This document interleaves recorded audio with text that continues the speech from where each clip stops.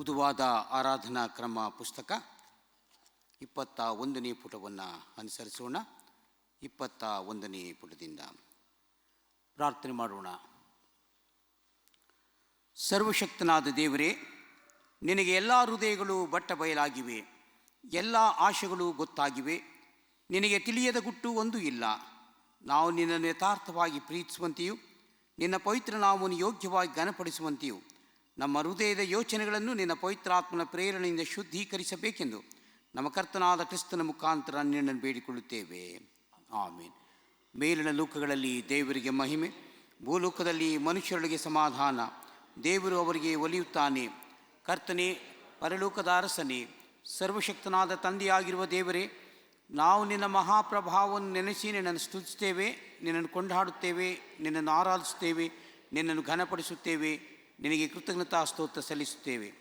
ಪ್ರಭುವೇ, ದೇವರ ಒಬ್ಬನೇವಾಗಿರುವ ಯೇಸು ಕ್ರಿಸ್ತನೇ, ಪ್ರಭು ಆಗಿರುವ ದೇವರೇ, ದೇವರು ನೇಮಿಸಿದ ಯಜ್ಞ ಪಶುವಾಗಿರುವ ಆತನೇ, ಲೋಕದ ಪಾಪವನ್ನು ಹೊತ್ತುಕೊಂಡು ಹೋಗುವ ದೇವಕುಮಾರನೇ, ನಮ್ಮನ್ನು ಕರುಣಿಸು. ಲೋಕದ ಪಾಪವನ್ನು ಹೊತ್ತುಕೊಂಡು ಹೋಗುವ ಆತನೇ, ನಮ್ಮ ವಿಜ್ಞಾಪನೆಯನ್ನು ಲಾಲಿಸು. ತಂದೆಯಾದ ದೇವರ ಬಲಪಾಶದಲ್ಲಿ ಕೂತಿರುವ ಆತನೇ, ನಮ್ಮನ್ನು ಕರುಣಿಸು. ನೀನೊಬ್ಬನೇ ಪವಿತ್ರನು, ನೀನೊಬ್ಬನೇ ಪ್ರಭು ಕ್ರಿಸ್ತ, ನೀನೊಬ್ಬನೇ ಪವಿತ್ರಾತ್ಮನೊಂದಿಗೆ ಕೂಡಿ ತಂದೆಯಾದ ದೇವರ ಪ್ರಭಾವದಲ್ಲಿ ಮಹೋನ್ನತನಾಗಿದ್ದೆ. ಆಮೇಲೆ. ಪ್ರಿಯರೇ, ದೇವರ ಪರಿಶುದ್ಧ ವಾಕ್ಯವನ್ನು ಕೇಳುವುದಕ್ಕೂ ಕರ್ತನ ದೇಹ ರಕ್ತಗಳನ್ನು ಸ್ವೀಕರಿಸುವುದಕ್ಕೂ ನಾವು ಕೂಡಿ ಬಂದಿದ್ದೇವೆ. ಆದುದರಿಂದ ನಾವು ಮಾನಸಾಂತರದಿಂದಲೂ ನಂಬಿಕೆಯಿಂದಲೂ ದೇವರ ಸನ್ನಿಧಿಗೆ ಬರುವ ಹಾಗೆ ಆತನ ಕೃಪಾ ಸಹಾಯವನ್ನು ಕೋರುವರಾಗಿ ಮೊಣಕಾಲೂರಿ ಮೌನವಾಗಿದ್ದು ನಮ್ಮನ್ನು ಪರೀಕ್ಷಿಸಿಕೊಳ್ಳೋಣ.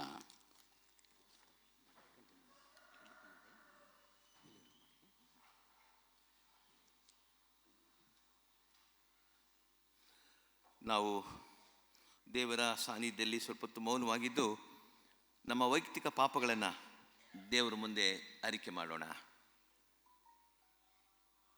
ಕರ್ತನಲ್ಲಿ ಪ್ರಿಯರೇ, ದೇವರ ವಾಕ್ಯವು ಹೇಳ್ತದೆ, ನೀತಿವಂತನೂ ಇಲ್ಲ, ಒಬ್ಬನಾದರೂ ಇಲ್ಲ, ಎಲ್ಲರೂ ಪಾಪ ಮಾಡಿ ದೇವರ ಮಹಿಮೆಯನ್ನು ಹೊಂದದೆ ಹೋಗಿದ್ದೇವೆ ಎಂಬುದಾಗಿ.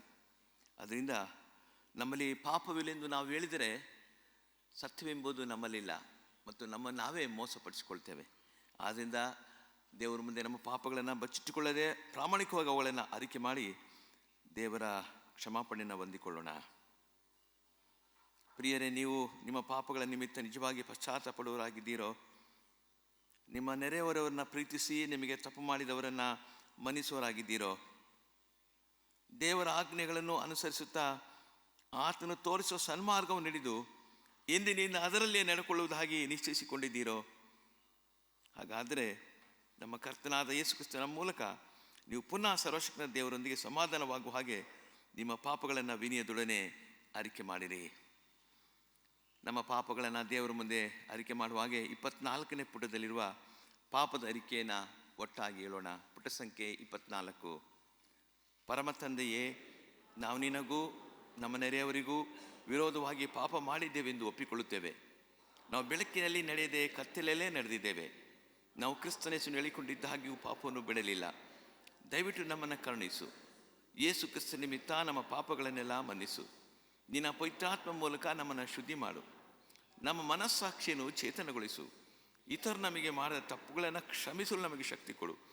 ಇಂದಿನಿಂದ ನಾವು ನೂತನ ಸ್ವಭಾವವುಳ್ಳವರಾಗಿ ನಿನ್ನನ್ನು ಸೇವಿಸಿ ನಿನ್ನ ಪವಿತ್ರ ನಾಮಕ್ಕೆ ಘನವನ್ನು ಸಲ್ಲಿಸುವಂತೆ ಅನುಗ್ರಹಿಸು. ಆಮೇನ್.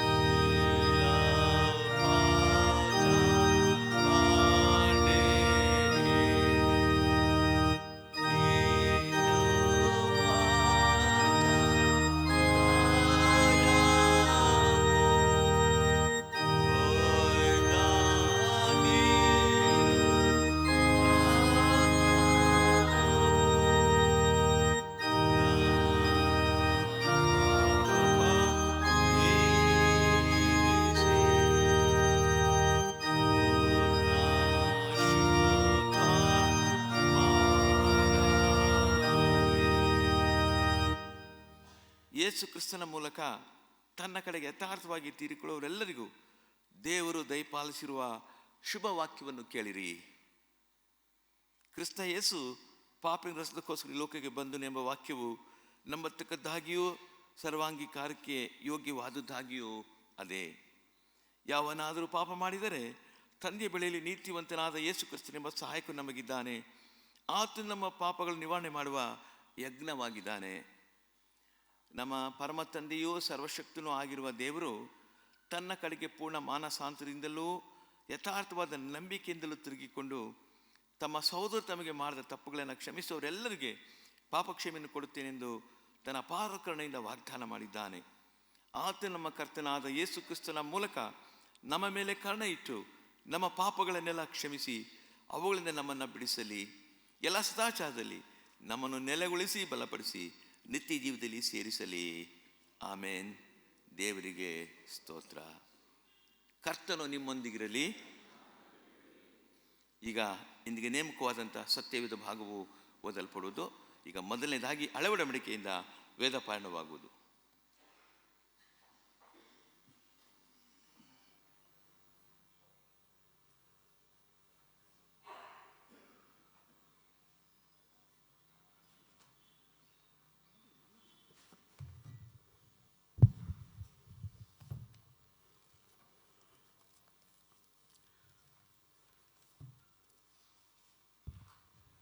ಈ ಪವಿತ್ರ ಆರಾಧನೆಗಾಗಿ ನೇಮಕವಾದ ವೇದ ಪಾರಾಯಣ ಪಾಠಕ್ಕೆ ಹಳೆ ಒಡಂಬಡಿಕೆಯಿಂದ ಆದಿಕಾಂಡ 12ನೇ ಅಧ್ಯಾಯ ವಚನ 1ರಿಂದ 8ರವರೆಗೆ.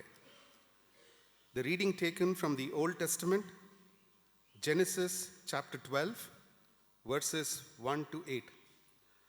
ಅಬ್ರಹಾಮನು ದೇವರ ಆಜ್ಞೆಯನ್ನು ಹೊಂದಿ ಸ್ವದೇಶದಿಂದ ಕಾನಾನ್ ದೇಶಕ್ಕೆ ಬಂದದ್ದು. ಯೆಹೋವನು ಅಬ್ರಹಾಮನಿಗೆ, ನೀನು ಸ್ವದೇಶವನ್ನು, ಬಂಧು ಬಳಗವನ್ನು, ತಂದೆಯ ಮನೆಯನ್ನು ಬಿಟ್ಟು ನಾನು ತೋರಿಸುವ ದೇಶಕ್ಕೆ ಹೊರಟು ಹೋಗು. ನಾನು ನಿನ್ನನ್ನು ದೊಡ್ಡ ಜನಾಂಗವಾಗುವಂತೆ ಮಾಡಿ ಆಶೀರ್ವದಿಸಿ ನಿನ್ನ ಹೆಸರನ್ನು ಪ್ರಖ್ಯಾತಿಗೆ ತರುವೆನು. ನೀನು ಆಶೀರ್ವಾದದ ನಿಧಿಯಾಗುವಿ. ನಿನ್ನನ್ನು ಹರಸುವವರನ್ನು ಹರಸುವೆನು, ನಿನ್ನನ್ನು ಶಪಿಸುವವರನ್ನು ಶಪಿಸುವೆನು. ನಿನ್ನ ಮೂಲಕ ಭೂಲೋಕದ ಎಲ್ಲ ಕುಲದವರಿಗೂ ಆಶೀರ್ವಾದ ಉಂಟಾಗುವುದು ಎಂದು ಹೇಳಿದನು. ಯೆಹೋವನು ಹೇಳಿದ ಮೇರೆಗೆ ಅಬ್ರಹಾಮನು ಹೊರಟು ಹೋದನು. ಲೋಟನೂ ಸಂಗಡ ಹೋದನು. ಅಬ್ರಹಾಮನು ಖಾರಾನ್ ಪಟ್ಟಣವನ್ನು ಬಿಟ್ಟು ಹೊರಟಾಗ 75 ವರ್ಷವಾಗಿದ್ದನು. ಅವನು ತನ್ನ ಹೆಂಡತಿಯಾದ ಸಾರಾಯಳನ್ನು, ತನ್ನ ತಮ್ಮನ ಮಗನಾದ ಲೋಟನನ್ನು, ತಾನೂ ಲೋಟನು ಖಾರಾನಿಯಲ್ಲಿ ಸಂಪಾದಿಸಿದ ಎಲ್ಲ ಸೊತ್ತನ್ನು, ದಾಸರಿಯರನ್ನು ತೆಗೆದುಕೊಂಡು ಹೋಗಿ ಕಾನಾನ್ ದೇಶಕ್ಕೆ ಸೇರಿದನು. ಅಬ್ರಹಾಮನು ಆ ದೇಶದಲ್ಲಿ ಸಂಚರಿಸುತ್ತಾ ಶೆಕೆಮ್ ಕ್ಷೇತ್ರದಲ್ಲಿರುವ ಮೊರೆ ಎಂಬ ವೃಕ್ಷದ ಬಳಿಗೆ ಬಂದನು. ಆ ಕಾಲದಲ್ಲಿ ಕಾನಾನ್ಯರು ದೇಶದಲ್ಲಿದ್ದರು. ಅಲ್ಲಿ ಯೆಹೋವನು ಅಬ್ರಹಾಮನಿಗೆ ದರ್ಶನ ಕೊಟ್ಟು, ನಾನು ಈ ದೇಶವನ್ನು ನಿನ್ನ ಸಂತಾನಕ್ಕೆ ಕೊಡುವೆನು ಅಂದನು. ತನಗೆ ದರ್ಶನ ಕೊಟ್ಟ ಯೆಹೋವನಿಗೆ ಅಬ್ರಹಾಮನು ಯಜ್ಞವೇದಿಯನ್ನು ಕಟ್ಟಿಸಿದನು. ಅವನು ಅಲ್ಲಿಂದ ಹೊರಟು ಬೇತೇಲಿಗೆ ಮೂಡಲಲ್ಲಿರುವ ಗುಡ್ಡಕ್ಕೆ ಬಂದು ತನ್ನ ಗುಡಾರವನ್ನು ಹಾಕಿಸಿ ಇಳುಕೊಂಡನು. ಪಶ್ಚಿಮಕ್ಕೆ ಬೇತೇಲು, ಪೂರ್ವಕ್ಕೆ ಆಯಿ ಎಂಬ ಊರು ಇದ್ದವು. ಅಲ್ಲಿಯೂ ಯೆಹೋವನಿಗೋಸ್ಕರ ಯಜ್ಞವೇದಿಯನ್ನು ಕಟ್ಟಿಸಿ ಆತನ ಹೆಸರನ್ನು ಹೇಳಿಕೊಂಡು ಆರಾಧಿಸಿದನು. ದೇವರೇ ನಿನಗೆ ಸ್ತೋತ್ರವಾಗಲಿ. ಈಗ ಇಂದಿಗೆ ನೇಮಕವಾದಂಥ ಪತ್ರಿಕಾ ಭಾಗವು ಓದಲ್ಪಡುವುದು. ನೂತನ ವರ್ಷದ ಮೊದಲನೇ ಭಾನುವಾರದ ಆರಾಧನೆಗೆ ನೇಮಕವಾಗಿರುವಂಥ ಪತ್ರಿಕಾ ವೇದ ಭಾಗವು ಪೌಲನು ರೋಮಾಪುರದವರಿಗೆ ಬರೆದ ಪತ್ರಿಕೆ 8ನೇ ಅಧ್ಯಾಯ ವಚನ 31ರಿಂದ 39ರವರೆಗೆ. ರೋಮಾಪುರದವರಿಗೆ ಬರೆದ ಪತ್ರಿಕೆ ಅಧ್ಯಾಯ 8 ವಚನ 31ರಿಂದ ದೇವರ ವಾಕ್ಯವನ್ನು ಓದಿ ಕೇಳೋಣ. ಹಾಗಾದರೆ ಈ ವಿಷಯಗಳಲ್ಲಿ ನಾವು ಏನು ಹೇಳೋಣ? ದೇವರು ನಮ್ಮ ಕಡೆ ಇದ್ದರೆ ನಮ್ಮನ್ನು ಎದುರಿಸುವವರು ಯಾರು? ಸ್ವಂತ ಮಗನನ್ನು ಉಳಿಸಿಕೊಳ್ಳದೆ ಆತನನ್ನು ನಮ್ಮೆಲ್ಲರಿಗೋಸ್ಕರ ಒಪ್ಪಿಸಿಕೊಟ್ಟನಲ್ಲ. ಮಗನನ್ನು ಕೊಟ್ಟ ಮೇಲೆ ಸಮಸ್ತವನ್ನೂ ನಮಗೆ ದಯಪಾಲಿಸದೇ ಇರುವನೇ? ದೇವರು ಆದುಕೊಂಡವರ ಮೇಲೆ ಯಾರು ತಪ್ಪು ಹೊರಿಸಾರು? ದೇವರೇ ನಮ್ಮನ್ನು ನೀತಿವಂತರೆಂದು ನಿರ್ಣಯಿಸುವವನಾಗಿದ್ದಾನೆ. ಅಪರಾಧಿಗಳೆಂದು ನಿರ್ಣಯಿಸುವವರು ಯಾರು? ಕ್ರಿಸ್ತ ಯೇಸು ಮರಣವನ್ನು ಹೊಂದಿದ್ದಲ್ಲದೆ ಜೀವಿತನಾಗಿ ಎದ್ದು ದೇವರ ಬಲಗಡೆಯಲ್ಲಿದ್ದು ನಮಗೋಸ್ಕರ ಬೇಡುವವನಾಗಿದ್ದಾನೆ. ಕ್ರಿಸ್ತನ ಪ್ರೀತಿಯಿಂದ ನಮ್ಮನ್ನು ಅಗಲಿಸುವವರು ಯಾರು? ಕಷ್ಟವೋ, ಸಂಕಟವೋ, ಹಿಂಸೆಯೋ, ಅನ್ನವಿಲ್ಲವಿರುವುದೋ, ವಸ್ತ್ರವಿಲ್ಲವಿರುವುದೋ, ಗಂಡಾಂತರವೋ, ಖಡ್ಗವೋ? ದೇವರೇ, ನಾವು ನಿನ್ನ ನಿಮಿತ್ತ ದಿನವೆಲ್ಲ ಕೊಲೆಗೆ ಗುರಿಯಾಗಿದ್ದೇವೆ. ಜನರು ನಮ್ಮನ್ನು ಕೊಯ್ಗುರಿಗಳಂತೆ ಎಣಿಸಿದರು ಎಂಬುದಾಗಿ ಬರೆದಿರುವಂತೆ ಆಗುತ್ತದಲ್ಲ? ಆದರೆ ನಮ್ಮನ್ನು ಪ್ರೀತಿಸಿದಾತನ ಮೂಲಕವಾಗಿ ನಾವು ಈ ಎಲ್ಲ ವಿಷಯಗಳಲ್ಲಿ ಪೂರ್ಣ ಜಯಶಾಲಿಗಳಾಗುತ್ತೇವೆ. ಹೇಗೆಂದರೆ, ಮರಣವಾಗಲಿ ಜೀವವಾಗಲಿ, ದೇವದೂತರಾಗಲಿ ದುರಾತ್ಮಗಳಾಗಲಿ, ಈಗಿನ ಸಂಗತಿಗಳಾಗಲಿ ಮುಂದಣ ಸಂಗತಿಗಳಾಗಲಿ, ಮಹತ್ವಗಳಾಗಲಿ, ಮೇಲಣ ಲೋಕವಾಗಲಿ ಕೆಳಗಣ ಲೋಕವಾಗಲಿ, ಬೇರೆ ಯಾವ ಸೃಷ್ಟಿಯಾಗಲಿ ನಮ್ಮನ್ನು ನಮ್ಮ ಕರ್ತನಾದ ಯೇಸು ಕ್ರಿಸ್ತನಲ್ಲಿ ತೋರಿ ಬಂದ ದೇವರ ಪ್ರೀತಿಯಿಂದ ಅಗಲಿಸಲಾರವೆಂದು ನನಗೆ ನಿಶ್ಚಯ ಉಂಟು ಎಂಬುದೇ. ದೇವರೇ ನಿನಗೆ ಸ್ತೋತ್ರವಾಗಲಿ. ನಾವು ಹಾಗೆ ಕುಳಿತುಕೊಂಡು ಹಾಡುವಂಥ ಜ್ಞಾನ ಕೀರ್ತನೆಯಲ್ಲಿ 43ನೇ ಜ್ಞಾನ ಕೀರ್ತನೆ ಚರಣ ಬಿಟ್ಟು ಚರಣ ಆಡಿಕೊಳ್ಳೋಣ. 43ನೇ ಜ್ಞಾನ ಕೀರ್ತನೆ, ಪರಲೋಕದ ದೇವರಿದೋ ಸರ್ವಲೋಕ ರಕ್ಷೆಗಾಗಿ ನರನ ರೂಪ ತಾಳಿ ಬಂದ ಪರಮಾತಿಶಯ ನೋಡಬನ್ನಿ.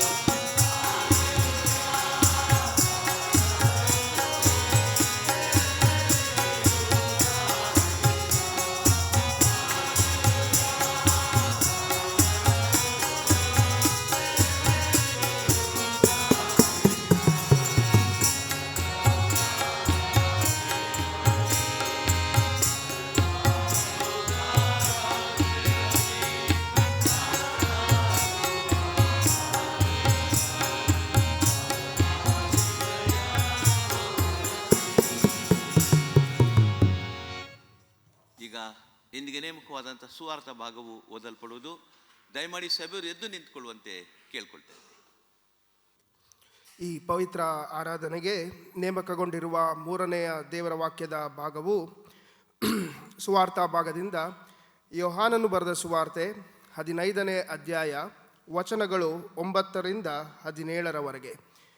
ಯೋಹಾನ ಅಧ್ಯಾಯ 15 ವಚನಗಳು 9ರಿಂದ 17ರವರೆಗೆ. ದೇವರ ವಾಕ್ಯವನ್ನು ಕೇಳೋಣ. ತಂದೆ ನನ್ನನ್ನು ಪ್ರೀತಿಸಿದ ಹಾಗೆಯೇ ನಾನು ನಿಮ್ಮನ್ನು ಪ್ರೀತಿಸಿದ್ದೇನೆ. ನನ್ನ ಪ್ರೀತಿಯಲ್ಲಿ ನೆಲೆಗೊಂಡಿರ್ರಿ. ನಾನು ನನ್ನ ತಂದೆಯ ಆಜ್ಞೆಗಳನ್ನು ಕೈಕೊಂಡು ನಡೆದು ಆತನ ಪ್ರೀತಿಯಲ್ಲಿ ನೆಲೆಗೊಂಡಿರುವ ಮೇರೆಗೆ ನೀವು ನನ್ನ ಆಜ್ಞೆಗಳನ್ನು ಕೈಕೊಂಡು ನಡೆದರೆ ನನ್ನ ಪ್ರೀತಿಯಲ್ಲಿ ನೆಲೆಗೊಂಡಿರುವಿರಿ. ನನ್ನಲ್ಲಿರುವ ಆನಂದವು ನಿಮ್ಮಲ್ಲಿಯೂ ಇರಬೇಕೆಂತಲೂ ನಿಮ್ಮ ಆನಂದವು ಪರಿಪೂರ್ಣವಾಗಬೇಕೆಂತಲೂ ಇದನ್ನೆಲ್ಲ ನಿಮಗೆ ಹೇಳಿದ್ದೇನೆ. ನಾನು ನಿಮ್ಮನ್ನು ಪ್ರೀತಿಸಿದ ಮೇರೆಗೆ ನೀವು ಒಬ್ಬರನ್ನೊಬ್ಬರು ಪ್ರೀತಿಸಬೇಕೆಂಬುದೇ ನಾನು ಕೊಡುವ ಆಜ್ಞೆಯಾಗಿದೆ. ಪ್ರಾಣವನ್ನೇ ಸ್ನೇಹಿತರಿಗೋಸ್ಕರ ಕೊಡುವ ಪ್ರೀತಿಗಿಂತ ಹೆಚ್ಚಿನ ಪ್ರೀತಿಯು ಯಾವುದೂ ಇಲ್ಲ. ನಾನು ನಿಮಗೆ ಕೊಟ್ಟ ಆಜ್ಞೆಗಳಿಗೆ ಸರಿಯಾಗಿ ನೀವು ನಡೆದರೆ ನೀವು ನನ್ನ ಸ್ನೇಹಿತರು. ಇನ್ನು ಮೇಲೆ ನಾನು ನಿಮ್ಮನ್ನು ಆಳುಗಳನ್ನುವುದಿಲ್ಲ. ಯಜಮಾನನು ಮಾಡುವಂಥದ್ದು ಆಳಿಗೆ ತಿಳಿಯುವುದಿಲ್ಲ. ನಿಮ್ಮನ್ನು ಸ್ನೇಹಿತರೆಂದು ಹೇಳಿದ್ದೇನೆ. ತಂದೆಯ ಕಡೆಯಿಂದ ನಾನು ಕೇಳಿದ್ದನ್ನೆಲ್ಲ ನಿಮಗೆ ತಿಳಿಸಿದ್ದೇನೆ. ನೀವು ನನ್ನನ್ನು ಆರಿಸಿ ತೆಗೆದುಕೊಂಡಿಲ್ಲ, ನಾನು ನಿಮ್ಮನ್ನು ಆರಿಸಿ ತೆಗೆದುಕೊಂಡೆನು. ನೀವು ಹೊರಟು ಹೋಗಿ ಫಲ ಕೊಡುವವರಾಗಬೇಕೆಂತಲೂ ನೀವು ಕೊಡುವ ಫಲವು ನಿಲ್ಲುವಂಥದ್ದಾಗಬೇಕೆಂತಲೂ ನಿಮ್ಮನ್ನು ನೇಮಿಸಿದ್ದೇನೆ. ಹೀಗಿರಲಾಗಿ ನನ್ನ ಹೆಸರಿನಲ್ಲಿ ತಂದೆಯನ್ನು ಏನೇನು ಬೇಡಿಕೊಳ್ಳುವಿರೋ ಅದನ್ನು ಆತನು ನಿಮಗೆ ಕೊಡುವನು. ನೀವು ಒಬ್ಬರನ್ನೊಬ್ಬರು ಪ್ರೀತಿಸಬೇಕೆಂತಲೇ ಇವುಗಳನ್ನು ನಿಮಗೆ ಆಜ್ಞಾಪಿಸುತ್ತೇನೆ ಎಂಬುದೇ. ಕ್ರಿಸ್ತನೇ ನಿನಗೆ ಸ್ತೋತ್ರವಾಗಲಿ.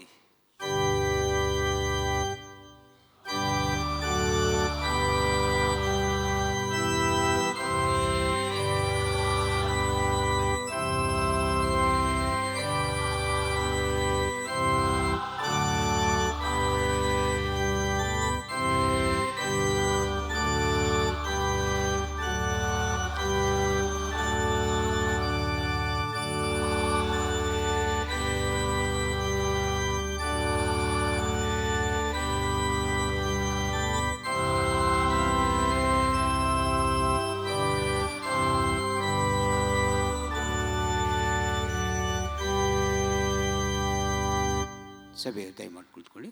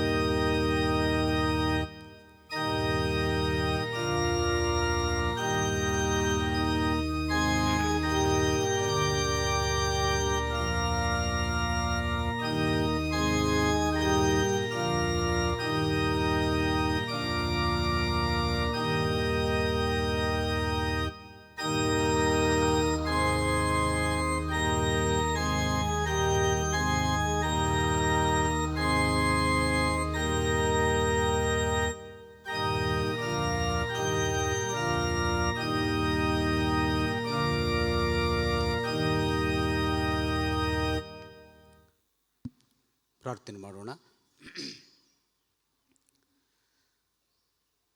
ನಮ್ಮನ್ನು ಬಹಳವಾಗಿ ಪ್ರೀತಿ ಮಾಡುವ ಯೇಸು ಸ್ವಾಮಿಲಿ ತಂದೆಯಾದ ದೇವರೇ, ಸತ್ಯ ಬೋಧಕನೇ, ತಂದೆಯೊಂದಿಗೆ ನಿತ್ಯವೂ ಆಳುವಾತನೇ, ಜೀವಿಸುವಾತನೇ, ತಂದೆಯ ಬಲಗಳಲ್ಲಿ ಆಸೀನರನ್ನಾಗಿ ಕುಳಿತಿರುವಾತನೇ, ನಮ್ಮನ್ನು ಆಶೀರ್ವಾದ ಮಾಡು ದೇವರೇ.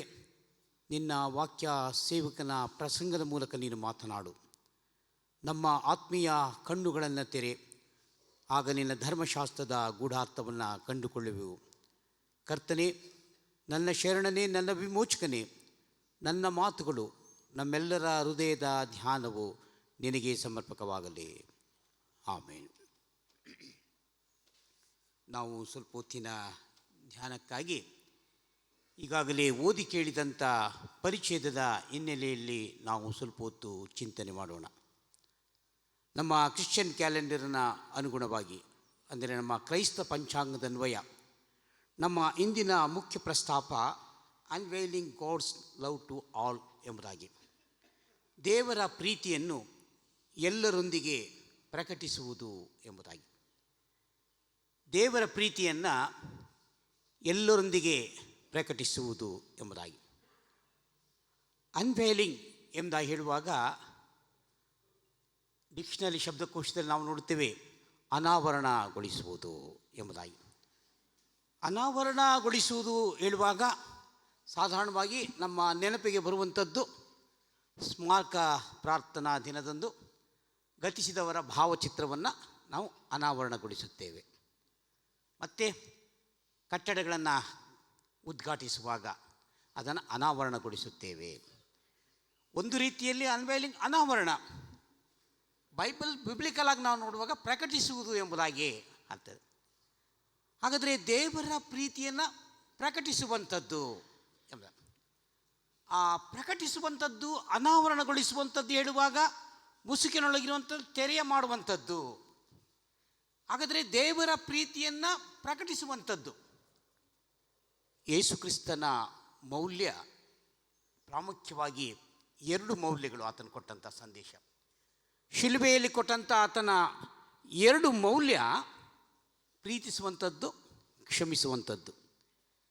ಈ ಪ್ರೀತಿ ಮತ್ತು ಕ್ಷಮೆ ಇದೆಯಲ್ಲ, ಎಲ್ಲ ಧರ್ಮಶಾಸ್ತ್ರದ ಪ್ರವಾದಿಗಳ ತಾತ್ಪರ್ಯವೇ ಅದರಲ್ಲಿ ಅಡಕವಾಗಿದೆ.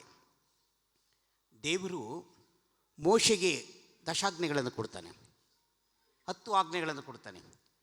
ಆದರೆ ಯೇಸು ಸ್ವಾಮಿಯ 10 ಆಜ್ಞೆಗಳನ್ನು ಕ್ರೋಢೀಕರಿಸಿ 2 ಆಜ್ಞೆಯನ್ನು ಕೊಡ್ತಾನೆ. ದೇವರನ್ನು ಪ್ರೀತಿಸು, ನೆರೆಯವನನ್ನು ಪ್ರೀತಿಸು, ಅಷ್ಟೇ ಹೇಳುವಂಥದ್ದು.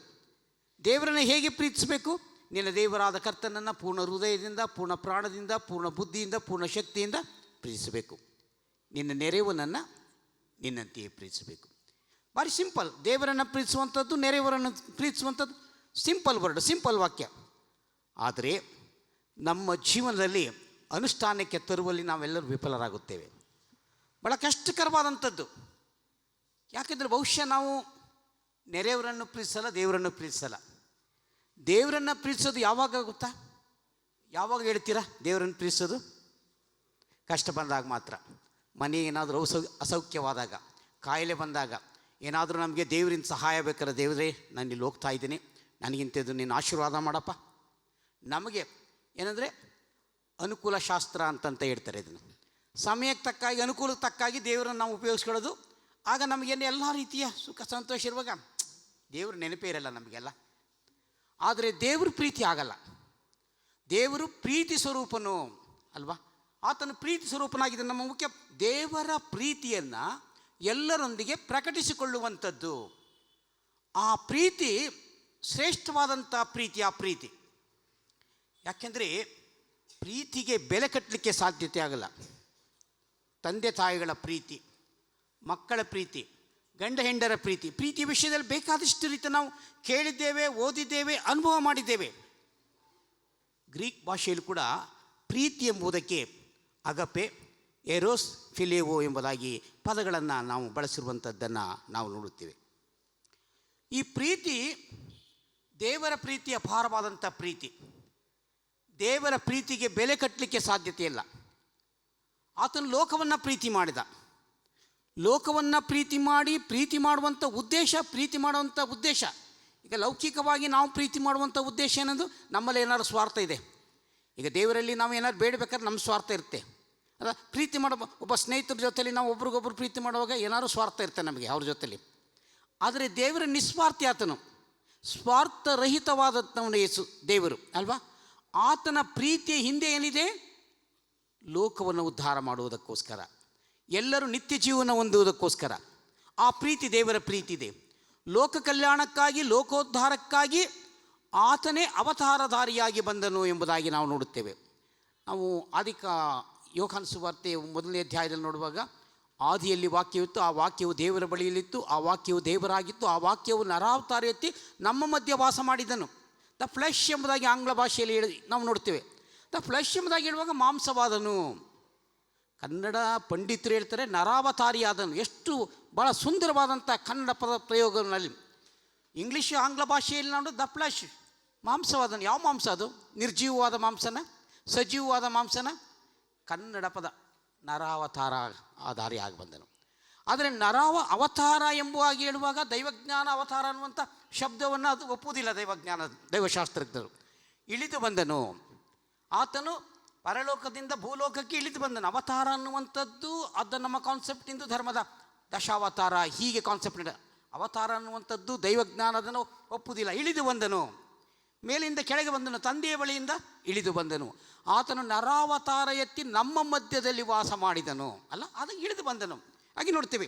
ಹಾಗಾದರೆ ಆ ದೇವರ ಪ್ರೀತಿಯ ಹಿಂದೆ ಲೋಕ ಸಂರಕ್ಷಣೆ ಇದೆ. ಆ ಪ್ರೀತಿ ಹಿಂದೆ ದೇವರು ಲೋಕವನ್ನು ಪ್ರೀತಿ ಮಾಡ್ದ, ಜನರ ಹಿತರಕ್ಷಣೆಗಾಗಿ ಪ್ರೀತಿ ಮಾಡ್ದ.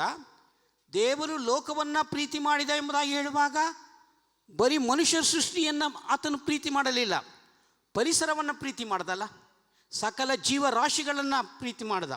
ಅಣರೋಣಿಯನ್ನು ಮಹತೋ ಮಹಿಮನ್ನು ಸಂಸ್ಕೃತದಲ್ಲಿ ನೋಡ್ತಾನೆ. ಆತನು ಅಣುವಿನಲ್ಲಿ ಅಣುವಾಗಿರುವಂಥವು ಕೂಡ ಜೀವರಾಶಿಗೂ ಕೂಡ ಆತನು ಪ್ರೀತಿ ಮಾಡ್ತಾನೆ, ಸಂರಕ್ಷಿಸ್ತಾನೆ ಅಲ್ವಾ. ಯಾವುದೇ ಜೀವರಾಶಿ ಒಂದು ಸಸ್ಯವನ್ನು ನೋಡುವಾಗ, ಒಂದು ಗಿಡವನ್ನು ನೋಡುವಾಗ, ಆ ಗಿಡ ಬೆಳೀತಾ ಹೋದ್ರೆ ರಂಬೆಗಳು ಕಟ್ ಮಾಡ್ತೀವಿ, ಅದು ಬೆಳೀತಾ ಹೋಗುತ್ತೆ, ಜೀವ ಇದೆ ಅದಕ್ಕೆ. ಅದೇ ಗಿಡನ ನೀವು ಬುಡಸಹಿತ ಕಟ್ ಮಾಡಿ ಸತ್ತೋಗುತ್ತೆ. ಹಾಗಾದರೆ ಪ್ರತಿಯೊಂದೊಂದು ಜೀವಿಯಲ್ಲೂ ಕೂಡ ಜೀವ ಇದೆ, ಪ್ರತಿಯೊಂದು ಜೀವರಾಶಿಯಲ್ಲೂ ಕೂಡ ದೇವರ ಇರುವಿಕೆ ಇದೆ, ದೇವರ ಪ್ರೀತಿ ಇದೆ, ದೇವರ ಸಂರಕ್ಷಣೆ ಇದೆ, ದೇವರ ನಡೆಸುವಿಕೆ ಇದೆ, ದೇವರ ಕೃಪೆ ಇದೆ ಅಲ್ವಾ. ದೇವರ ಪ್ರೀತಿಯ ಹಿಂದೆ ದೇವರು ಪ್ರೀತಿ ಸ್ವರೂಪನಾಗಿದ್ದಾನೆ. ನಾವು ಪ್ರೀತಿ ಹೇಳುವಾಗ ನಾವು ಹೇಳ್ತೀನಿ, ಸಾಧಾರಣ ಆಲೋಚನೆ ಮಾಡುವಾಗ ಮಂಗ ಪ್ರೀತಿ ಅಂತ ಹೇಳ್ತೀವಿ. ಹೇಳುವಾಗ ಒಂದು ಮಂಗ ಪ್ರೀತಿ ನಿಜವಾದಂಥ ಪ್ರೀತಿಯಲ್ಲ, ಇವನು ಕಪಟಿ, ಇವನು ಬರೀ ಸುಮ್ಮನೆ ನಾಟಕ ಆಡ್ತದೆ, ಇದು ಒಂದು ಮಂಗ ಪ್ರೀತಿ. ನಾವು ಆಡು ಭಾಷೆಯಲ್ಲಿ ನೋಡುವಾಗ ಯಾಕೆ ಮಂಗ ಪ್ರೀತಿ ಹೇಳ್ತೀವಿ ಅಂತಂದರೆ, ಒಂದು ಸಾರಿ ಒಬ್ಬ ಸೈಂಟಿಸ್ಟ್, ವಿಜ್ಞಾನಿ, ಅವ್ರ ಜೊತೆಲಿ ಸ್ನೇಹಿತರ ಜೊತೆಲಿ ಒಂದು ಉದ್ಯಾನವನ್ನು, ಆ ಪಾರ್ಕಲ್ಲಿ ಒಂದು ತೊಟ್ಟಿ ಇತ್ತಂತೆ, ಟ್ಯಾಂಕ್ ನೀತು. ಆ ಕೋತಿ ತನ್ನ ಮರಿಯನ್ನು ಇಟ್ಕೊಂಡು ಈಗ ರಂಬೆಯಿಂದ ಆ ರಂಬೆಗೆ, ಆ ರಂಬೆಯಿಂದ ಈ ರಂಬೆಗೆ ಜಿಗಿತಾ ಇತ್ತಂತೆ. ಪಕ್ಕದಲ್ಲಿದ್ದಂಥ ಸೈಂಟಿಸ್ಟ್ ಕೇಳಿದಂತೆ, ನೋಡಿ ಮನುಷ್ಯರು ಎಷ್ಟು ಸ್ವಾರ್ಥಿಗಳಲ್ಲ, ಈ ಮಂಗ ನೋಡಿ ತನ್ನ ಮರಿನ ಬಿಡದೆ ಆ ತುದಿಗೆ ಹೋಗುತ್ತೆ, ಕೆಳಗಡೆ ಬರುತ್ತೆ, ಆದರೂ ಅದು ತನ್ನ ಮರಿನ ಬಿಟ್ಕೊಡಲ್ವಲ್ಲ, ತನ್ನ ಮೇಲೆ ಇಟ್ಕೊಡುತ್ತೆ. ಆಗ ಸೈಂಟಿಸ್ಟ್ ಆಲೋಚನೆ, ಹೌದು ಬನ್ನಿ ಹೇಳ್ತೀನಿ ಅಂತ ಹೇಳ್ಬಿಟ್ಟು ಒಂದು ಟ್ಯಾಂಕು, ಆ ಟ್ಯಾಂಕ್ಗೆ ಪಕ್ಕದಲ್ಲಿದ್ದಂಥ ಟ್ಯೂಬಲ್ಲಿ ನೀರು ಬಿಡ್ತಾ ಇದ್ದಂತ. ಆ ಮಂಗವನ್ನು ಆ ನೀರಿನೊಳಗೆ ಬಿಟ್ಟಂತೆ. ಆ ಮಂಗ ಏನು ಮಾಡ್ತಂತೆ, ನೀರು ಆಗ್ತಾ ನೀರು ಜಾಸ್ತಿ ಆಗ್ತಾ ಹಿಂಗೆ ನಿಂತ್ಕೊಳ್ತಂತೆ, ಹಿಂಗೆ ನಿಂತ್ಕೊಳ್ತಂತೆ, ಮರಿನೂ ನಿಂತ್ಕೊಳ್ತಂತೆ. ಕಡೆಗೆ ಇನ್ನೂ ನೀರು ಜಾಸ್ತಿ ಬಿಡ್ತಾ ಇರುವಾಗ ಆ ಮಂಗ, ತಾಯಿ ಮಂಗ, ಇನ್ನು ನಾನು ಮುಳುಗೋಗ್ತೀನಿ ಅಂತ ಹೇಳ್ಬಿಟ್ಟು ಹಿಂಗೆ ಎತ್ತಿಟ್ಕೊಡ್ತಂತೆ, ಆಗೂ ನೀರು ಬಿಡ್ತಾ ಇದ್ದಂತೆ. ಕಡೆಗೆ ಆ ಮಂಗ ಏನು ಮಾಡ್ತಂತೆ, ಆ ಮರಿನ ನೀರೊಳಗೆ ಕಟ್ಕೊಂಡು ಅದ್ರ ಮೇಲೆ ತಾನು ನಿಂತ್ಕೊತಂತೆ. ಇದು ಮಂಗ ಪ್ರೀತಿ ಅಂತ. ಆದರೆ ಇಲ್ಲಿ ಪ್ರೀತಿಯ ಶ್ರೇಷ್ಠತೆ ಬಗ್ಗೆ ನಾವು ನೋಡ್ತೇವೆ. ಇಲ್ಲಿ ಅಬ್ರಾಮ, ಯೆಹೋವ ದೇವರು ಅಬ್ರಾಮನನ್ನು ಪ್ರೀತಿ ಮಾಡ್ದ. ಈ ಭಾಗದಲ್ಲಿ ನೋಡುವಾಗ ಅಬ್ರಾಮನು ಆಶೀರ್ವಾದ ನಿಧಿಯಾಗಿ ಆಶೀರ್ವಾದ ಮಾಡಿದವನು. ಅಬ್ರಾಮನು ನಂಬಿಕೆಯಲ್ಲಿ ಅಗ್ರಗಣ್ಯನಾದಂಥ ದೇವರು ಅಬ್ರಾಮ. ದೈವದ ಆಜ್ಞೆಗೆ ವಿಧೇಯನಾದಂಥ ಅಬ್ರಾಮ, ದೈವದ ಆಜ್ಞೆಗೆ ವಿಧೇಯನಾಗಿ, ದೇವರ ಆಜ್ಞೆಗೆ ವಿಧೇಯನಾಗಿ ದೇವರ ಸ್ವರವನ್ನು ಕೇಳಿದ ಅಬ್ರಾಮ, ದೇವರ ಆಜ್ಞೆಯನ್ನು ಕೇಳಿದ್ದು ಮಾತ್ರವಲ್ಲ, ಆ ಆಜ್ಞೆಗೆ ಶಿರಸಾವಹಿಸಿ ತನ್ನ ಕಾರ್ಯವನ್ನು ವಿವರಿಸ್ತಾ ನೋಡಿ. ಯಾಕೆಂದರೆ ದೇವರು ಅಬ್ರಾಮನನ್ನು ಕರೆದ, ಅಬ್ರಾಮನು ದೇವರನ್ನು ಕರೆಯಲಿಲ್ಲ, ದೇವರೇ ಅಬ್ರಾಮನನ್ನು ಕರೆದುಕೊಂಡ, ಅಬ್ರಾಮನೊಟ್ಟಿಗೆ ಒಪ್ಪಂದ ಮಾಡಿಕೊಂಡ, ಒಡಂಬಡಿಕೆ ಮಾಡಿಕೊಂಡ. ಏನಂತಾರೆ, ನೀನು ಆಶೀರ್ವಾದ ನಿಧಿಯಾಗಿವೆ. ಅದು ಮುಂದೆ ಹೇಳ್ತಾನೆ, ದೇವರ ದರ್ಶನ ಸಿಕ್ತು ಅಬ್ರಾಮನಿಗೆ, ನೀನು ಸ್ವದೇಶವನ್ನು, ಬಂಧು ಬಳಗವನ್ನು, ತಂದೆಯ ಮನೆಯನ್ನು ಬಿಟ್ಟು ನಾನು ತೋರಿಸುವ ದೇಶಕ್ಕೆ ಹೋಗು. ಕಷ್ಟ ಅಲ್ಲ, ಎಷ್ಟು ಕಷ್ಟಕರವಾದಂಥ ಆಜ್ಞೆ ಅಲ್ಲ. ನಾವೆಲ್ಲರೂ ಇರುವಾಗ ನಮ್ಮ ಊರು, ನಮ್ಮ ಜನತೆ ಎಲ್ಲಕ್ಕೂ ನಾವು ಹೊಂದ್ಕೊಂಡಿರ್ತೀವಿ. ಈ ಸಭೆಯಲ್ಲಿ ಇರ್ತಕ್ಕಂಥ ಕೆಲವನ್ನು ನೋಡುವಾಗ ಬಹಳ ಮೆಚ್ಚಾಗಿರ್ತೀವಿ. ಈ ಸಭೆ ಬೇಡ, ನೀನು ಬೇರೆ ಸಭೆಗೆ ಹೋಗು ಅಂತಂದರೆ ಯಾರಾದರೂ ಒಪ್ತೀರಾ? ಒಪ್ಪಲ್ಲ. ಆದರೆ ಆ ದೇಶದಲ್ಲಿ ಬಹಳ ಐಶ್ವರ್ಯವಂತನಾಗಿದ್ದಾನೆ, ಬಂಧು ಬಳಗ, ಅಪಾರವಾದಂಥ ಬಂಧು ಬಳಗ ಇದೆ ಅಬ್ರಹಾಮನಿಗೆ. ಆದರೆ ದೇವರು ಹೇಳ್ತಾನೆ, ನೀನು ಸ್ವದೇಶವನ್ನು ಬಿಟ್ಟು ನಾನು ತೋರಿಸುವ ದೇಶಕ್ಕೆ ಹೋಗು. ದೇವರು ಮೊದಲನೇದಾಗಿ ಆತನನ್ನು ಪ್ರೀತಿ ಮಾಡಿದ್ದಾನೆ. ಆತನ ಪ್ರೀತಿಯ ಮಹತ್ವ ಏನು ಎಂಬುದಾಗಿ ಅಬ್ರಾಹ್ಮನೊಟ್ಟಿಗೆ ಮಾತನಾಡ್ತಾ ಇದ್ದೇನೆ. ನೀನು ಹೋಗು, ನೀನು ಬೇರೆ ನಾವು ಯಾರಾದರೂ ಇಲ್ಲ, ನಾನು ಹೋಗಲ್ಲಪ್ಪ, ಬೇರೆ ಯಾರನ್ನಾರು ಕಳಿಸುವಂತಂದು. ಆದರೆ ಅಬ್ರಾಹ್ಮನು ದೈವದ ಆಜ್ಞೆಗೆ ವಿಧೇಯನಾದಂಥ ಅಬ್ರಾಹ್ಮನು ದೇವರಿಗೆ ಶಿರಬಾಗುತ್ತಾನೆ, ಆಜ್ಞೆಗೆ ಶಿರಬಾಗುತ್ತಾನೆ. ದೇವರ ಆಜ್ಞೆಯಂತೆ ತನ್ನ ದೇಶ ತಾನು ತೋರಿಸುವಂಥ ದೇಶಕ್ಕೆ ಹೊರಟು ಹೋಗ್ತಾನೆ. ಹೊರಟು ಹೋಗು ಎಂಬುದಾಗಿ ಹೇಳಿದ್ದು ಮಾತ್ರವಲ್ಲ, ಅದರ ಹಿಂದೆ ಆಶೀರ್ವಾದ ಮಾಡ್ತೇನೆ. ನಾನು ನಿನ್ನನ್ನು ದೊಡ್ಡ ಜನಾಂಗವಾಗುವಂತೆ ಮಾಡುವೆನು. ಹೋಗು, ನೀನು ದೊಡ್ಡ ಜನಾಂಗವಾಗುವಂತೆ ಮಾಡ್ತೇನೆ. ಜನಾಂಗವನ್ನು ಮಾಡಿದ್ದು ಮಾತ್ರವಲ್ಲ, ನಿನ್ನ ಹೆಸರನ್ನು ಪ್ರಖ್ಯಾತಿಗೆ ತರುತ್ತೇನೆ. ಹೇಳ್ತೇನೆ, ನೀನು ಹೋಗು, ನಿನ್ನ ಜೊತೆ ನಾನು ಇದ್ದೇನೆ, ನಿನ್ನನ್ನು ದೊಡ್ಡ ಜನಾಂಗವಾಗಿ ಮಾಡ್ತೇನೆ, ಪ್ರಖ್ಯಾತಿಗೆ ತರುತ್ತೇನೆ. ಮುಂದೆ ಹೇಳ್ತೇನೆ, ನೀನು ಆಶೀರ್ವಾದ ನಿಧಿಯಾಗುವೆ. ನೋಡಿ, ದೇವರ ಪ್ರೀತಿ ಎಷ್ಟು ಅಪಾರವಾಗಿದೆಯಲ್ಲ. ಪ್ರೀತಿ ಮಾಡ್ತಾ ಇದ್ದಾನೆ, ಆಜ್ಞೆ ಮಾಡ್ತಾ ಇದ್ದಾನೆ. ಆಜ್ಞೆ ಮಾಡ್ತಾ ಇರುವಾಗ ಅದರ ಒಟ್ಟಿಗೆ ಆಶೀರ್ವಾದ ಮಾಡ್ತಾ ಇದ್ದಾನೆ. ನೀನೇನಾಗ್ತೀಯ? ಆಶೀರ್ವಾದ ನಿಧಿ ಆಗ್ತೀನಿ ನೀನು. ಅಬ್ರಾಹ್ಮನ ಮುಂದೆ ಹೇಳ್ತಾನೆ, ನಿನ್ನ ಮೂಲಕ ಭೂಲೋಕದ ಕುಲದವರಿಗೆ ಆಶೀರ್ವಾದ ಉಂಟಾಗ, ನಿನಗೆ ಆಶೀರ್ವಾದವಲ್ಲ, ಭೂಲೋಕದ ನಿನ್ನ ಕುಲದವರಿಗೂ ಕೂಡ ಆಶೀರ್ವಾದ ಉಂಟಾಗುವುದು ಹೇಳ್ತೇನೆ. ಮುಂದೆ ಹೇಳ್ತೇನೆ, ಯೆಹೋವನು ಹೇಳಿದ ಮೇರೆಗೆ ಅಬ್ರಹಾಮನು ಹೊರಟು ಹೋದನು. ಹೊರಟು ಹೋಗುವಾಗ ಅಲ್ಲಿ ಅಬ್ರಾಹ್ಮನಲ್ಲಿ ಸ್ವಾರ್ಥ ಇಲ್ಲ. ತನ್ನ ತಮ್ಮನ ಮಗನ ಜೊತೆಯಲ್ಲಿರ್ತಾನೆ. ತಮ್ಮನ ಮಗ ಲೋಟನ್ನು ಜೊತೆಯಲ್ಲಿ ಕರ್ಕೊಂಡು ಹೋಗ್ತಾನೆ. ಗಳಿಸಿದಂಥ ಆಸ್ತಿ ಪಾಸ್ತಿ ಎಲ್ಲವನ್ನು ತಗೊಂಡು ಹೋಗ್ತಾನೆ. ನಾನು, ನನ್ನ ಹೆಂಡತಿ, ನನ್ನ ಮಕ್ಕಳು ಅಂತಕ್ಕಂಥ ಸ್ವಾರ್ಥ ಇಲ್ಲ ಅಬ್ರಾಹ್ಮನಲ್ಲಿ. ತಮ್ಮನ ಮಗನನ್ನು ಕೂಡ, ಲೋಟನನ್ನು ಕೂಡ ಆತನ ಕರೆದುಕೊಂಡು ಹೋಗ್ತಾನೆ. ಅಬ್ರಾಹ್ಮನು ಕಾರಾನ್ನಲ್ಲಿ ವಾಸ ಮಾಡ್ತಾ ಇದ್ದಾನೆ. ಕಾರನ್ನು ಬಿಟ್ಟು ಅವನು ತನ್ನ ಹೆಂಡತಿಯಾದಂಥ ಸಾರಳು, ತಮ್ಮನ ಮಗನಾದಂಥ ಲೋಟನನ್ನು ಕರೆದುಕೊಂಡು ಕಾರನ್ ಸಂಪಾದಿಸಿದ ಎಲ್ಲ ಸೊತ್ತನ್ನು, ದಾಸಿಯರನ್ನು ತೆಗೆದುಕೊಂಡು ಹೋಗಿ ಕಾನಾನ್ ದೇಶಕ್ಕೆ ಸೇರಿದನು. ಯಾಕೆ? ದೇವರ ಪ್ರೀತಿಯ ಅನುಭವ ಮಾಡಲಿಕ್ಕಾಗಿ, ದೇವರ ಆಶೀರ್ವಾದಕ್ಕೆ ಪಾತ್ರನಾಗಿ, ಆಶೀರ್ವಾದ ನಿಧಿಯಾಗುತ್ತೇನೆ. ನಿನ್ನೊಟ್ಟಿಗೆ ಎಲ್ಲ ಜನಾಂಗಗಳಿಗೂ ನಿನ್ನ ಕುಲಕ್ಕೆ ಆಶೀರ್ವಾದ ಉಂಟಾಗುವುದು. ಆಶೀರ್ವಾದಕ್ಕೆ ಮುಂದೆ ಇಬ್ರಾಹ್ಮನು ಸಂತರಿಸುತ್ತಾ ಶೇಕೆಮಿಗೆ ಬರ್ತಾನೆ. ಮುಂದೆ ಪ್ರಯಾಣ ಮಾಡುತ್ತಾ ದೇವರು ಜೊತೆಯಲ್ಲಿದ್ದಾನೆ. ಅಬ್ರಾಹ್ಮನು ಒಬ್ಬೊಂಟಿಗೆ ನಾನಾಗಿ ಬಿಡಲಿಲ್ಲ, ದೇವರು ಜೊತೆಯಲ್ಲಿದ್ದಾನೆ. ಮುಂದೆ ಬರ್ತಾನೆ. ಮೋರೆ ಎಂಬ ವೃಕ್ಷದ ಬಳಿಗೆ ಬಂದನು. ಅಲ್ಲಿ ಕಾನಾನ್ಯರು ಆ ದೇಶದಲ್ಲಿದ್ದರು ಎಂಬುದಾಗಿ ಈ ಭಾಗದಲ್ಲಿ ನೋಡುತ್ತೇವೆ. ಅಲ್ಲಿ ಬಂದಾಗ ನಂತರ ನೋಡಿ, ದೇವರು ಹಂತವಾಗಿ ಹೇಗೆ ಪ್ರೀತಿ ಮಾಡ್ತಾನೆ, ಹೇಗೆ ಆಶೀರ್ವಾದ ಮಾಡ್ತಾನೆ. ಮುಂದೆ ನೋಡುವಾಗ ಯೆಹೋವನು ಅಬ್ರಾಹ್ಮನಿಗೆ ದರ್ಶನ ಕೊಡ್ತಾನೆ. ನೋಡಿ, ಪ್ರೀತಿ ಮಾಡ್ದ, ಆಶೀರ್ವಾದ ಮಾಡ್ದ. ಮುಂದೆ ಬರ್ತಾನೆ, ದೇವರು ಅಬ್ರಾಹ್ಮನ ದೇಶವನ್ನು ದರ್ಶನ ಕೊಟ್ಟು, ನಾನು ಈ ದೇಶವನ್ನು ನಿನ್ನ ಸಂತಾನಕ್ಕೆ ಕೊಡುವೆನು ಅಂದನು. ದರ್ಶನ ಕೊಟ್ಟ ಯೆಹೋವನಿಗೆ ಅಬ್ರಾಹ್ಮನ ಏನು ಮಾಡ್ದ? ಅಬ್ರಾಹ್ಮನು ಯಜ್ಞವೇದಿಯನ್ನು ಕಟ್ಟಿದ ಅಲ್ವಾ. ನಾವು ದೇವರಿಂದ ಎಲ್ಲ ಉಪಕಾರಗಳನ್ನು ನಾವು ಹೊಂದಿದ ನಂತರ ದೇವರಿಗೆ ನಾವು ಏನು ಹೇಳಬೇಕು? ಕೃತಜ್ಞತೆ ಹೇಳಬೇಕಲ್ವಾ. ಇಲ್ಲಿ ಎಲ್ಲವನ್ನ ಬಂದ, ಕಾನಾನ್ ಬಿಟ್ಟ, ಕಾನಾನ್ ದೇಶಕ್ಕೆ ಬಂದ. ಕಾನಾನ್ ದೇಶಕ್ಕೆ ಬಂದು ಯಜ್ಞವೇದಿಯನ್ನು ಕಟ್ತಾನೆ. ಯಜ್ಞವೇದಿಯನ್ನು ಕಟ್ಟುವುದು ಯಾವುದಕ್ಕೆ? ಯಾವುದರ ಸಂಕೇತ? ಸ್ತೋತ್ರವನ್ನು ಸಮರ್ಪಿಸುವುದಕ್ಕೋಸ್ಕರ, ದೇವರನ್ನು ಆರಾಧಿಸುವುದಕ್ಕೋಸ್ಕರ, ದೇವರ ಪ್ರಸನ್ನತೆಯನ್ನು ಪಡೆಯುವುದಕ್ಕೋಸ್ಕರ, ದೇವರ ಆಶೀರ್ವಾದಕ್ಕೋಸ್ಕರ, ದೇವರ ಅನ್ಯೋನ್ಯತೆಯಲ್ಲಿರುವುದಕ್ಕೋಸ್ಕರ, ದೇವರ ಪ್ರೀತಿಯಲ್ಲಿ ಜೀವಿಸುವುದಕ್ಕೋಸ್ಕರ ಯಜ್ಞವೇದಿಯನ್ನು ಕೊಡ್ತಾನೆ ದೇವರನ್ನು ಆರಾಧಿಸಲಿ. ಮುಂದೆ ಕಟ್ತಾನೆ. ಅವನು ಅಲ್ಲಿಂದ ಹೊರಟು ಬೇತಲಿಗೆ ಬರ್ತಾನೆ. ಮುಂದೆ ಗುಡ್ಡಕ್ಕೆ ತನ್ನ ಗುಡಾರವನ್ನು ಹಾಕಿಸಿಕೊಂಡು ಅಲ್ಲಿ ಇಳುಕೊಂಡ.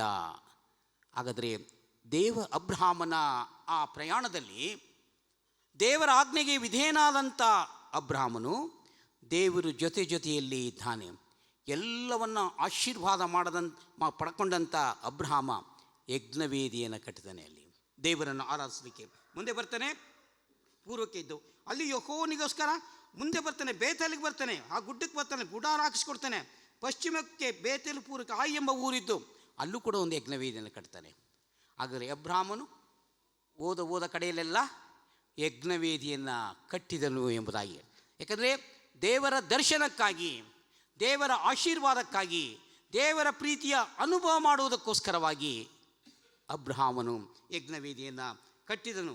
ಮಾತ್ರವಲ್ಲದೆ ಆತನ ಹೆಸರನ್ನು ಹೇಳಿಕೊಂಡು ಲಾಸ್ಟನ್ನು ಹೇಳ್ತಾನೆ. ಅವನು ಲಾಸ್ಟ್ ಭಾಗ ಆರಾಧಿಸಿದನು. ಯೆಹೋವ ದೇವರನ್ನು, ಈ ದೇವರ ಹೆಸರಿನಲ್ಲಿ ಪಡೆದಂಥ ಉಪಕಾರಗಳನ್ನು ನೆನೆಸಿಕೊಂಡು ಅಲ್ಲಿ ಆಶೀರ್ವಾದ ಹೊಂದಿದನು, ದೇವರಿಂದ ಆರಾಧಿಸಿದನು ಎಂಬುದಾಗಿ ನಾವು ನೋಡುತ್ತೇವೆ.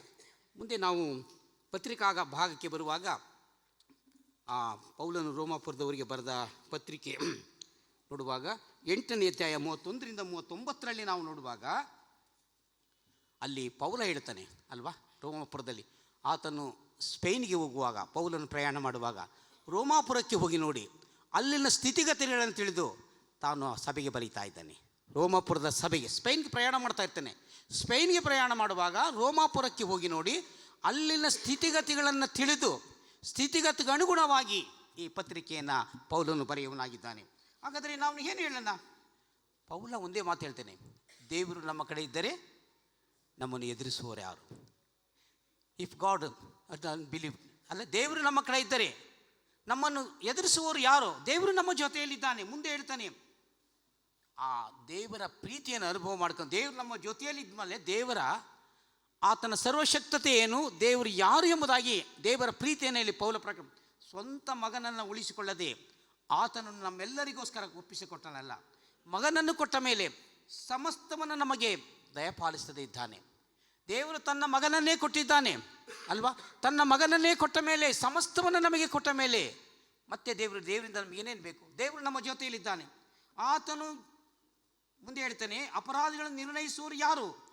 ದೇವರು ನಮ್ಮ ಜೊತೆಯಲ್ಲಿರುವಾಗ ನಮ್ಮನ್ನು ಅಪರಾಧಿ ಅಂತ ಹೇಳಲಿಕ್ಕೆ ಯಾರಿಗೆ ಸಾಧ್ಯತೆ ಇದೆ? ಯಾರು ನಿರ್ಣಯಿಸ್ತಾರೆ? ಕ್ರಿಸ್ತ ಯೇಸು ಮರಣವನ್ನು ಹೊಂದಿದ್ದಲ್ಲದೆ ಜೀವಿತನಾಗಿ ಎದ್ದು ದೇವರ ಬಲಗಡೆಯಲ್ಲಿದ್ದಾನೆ.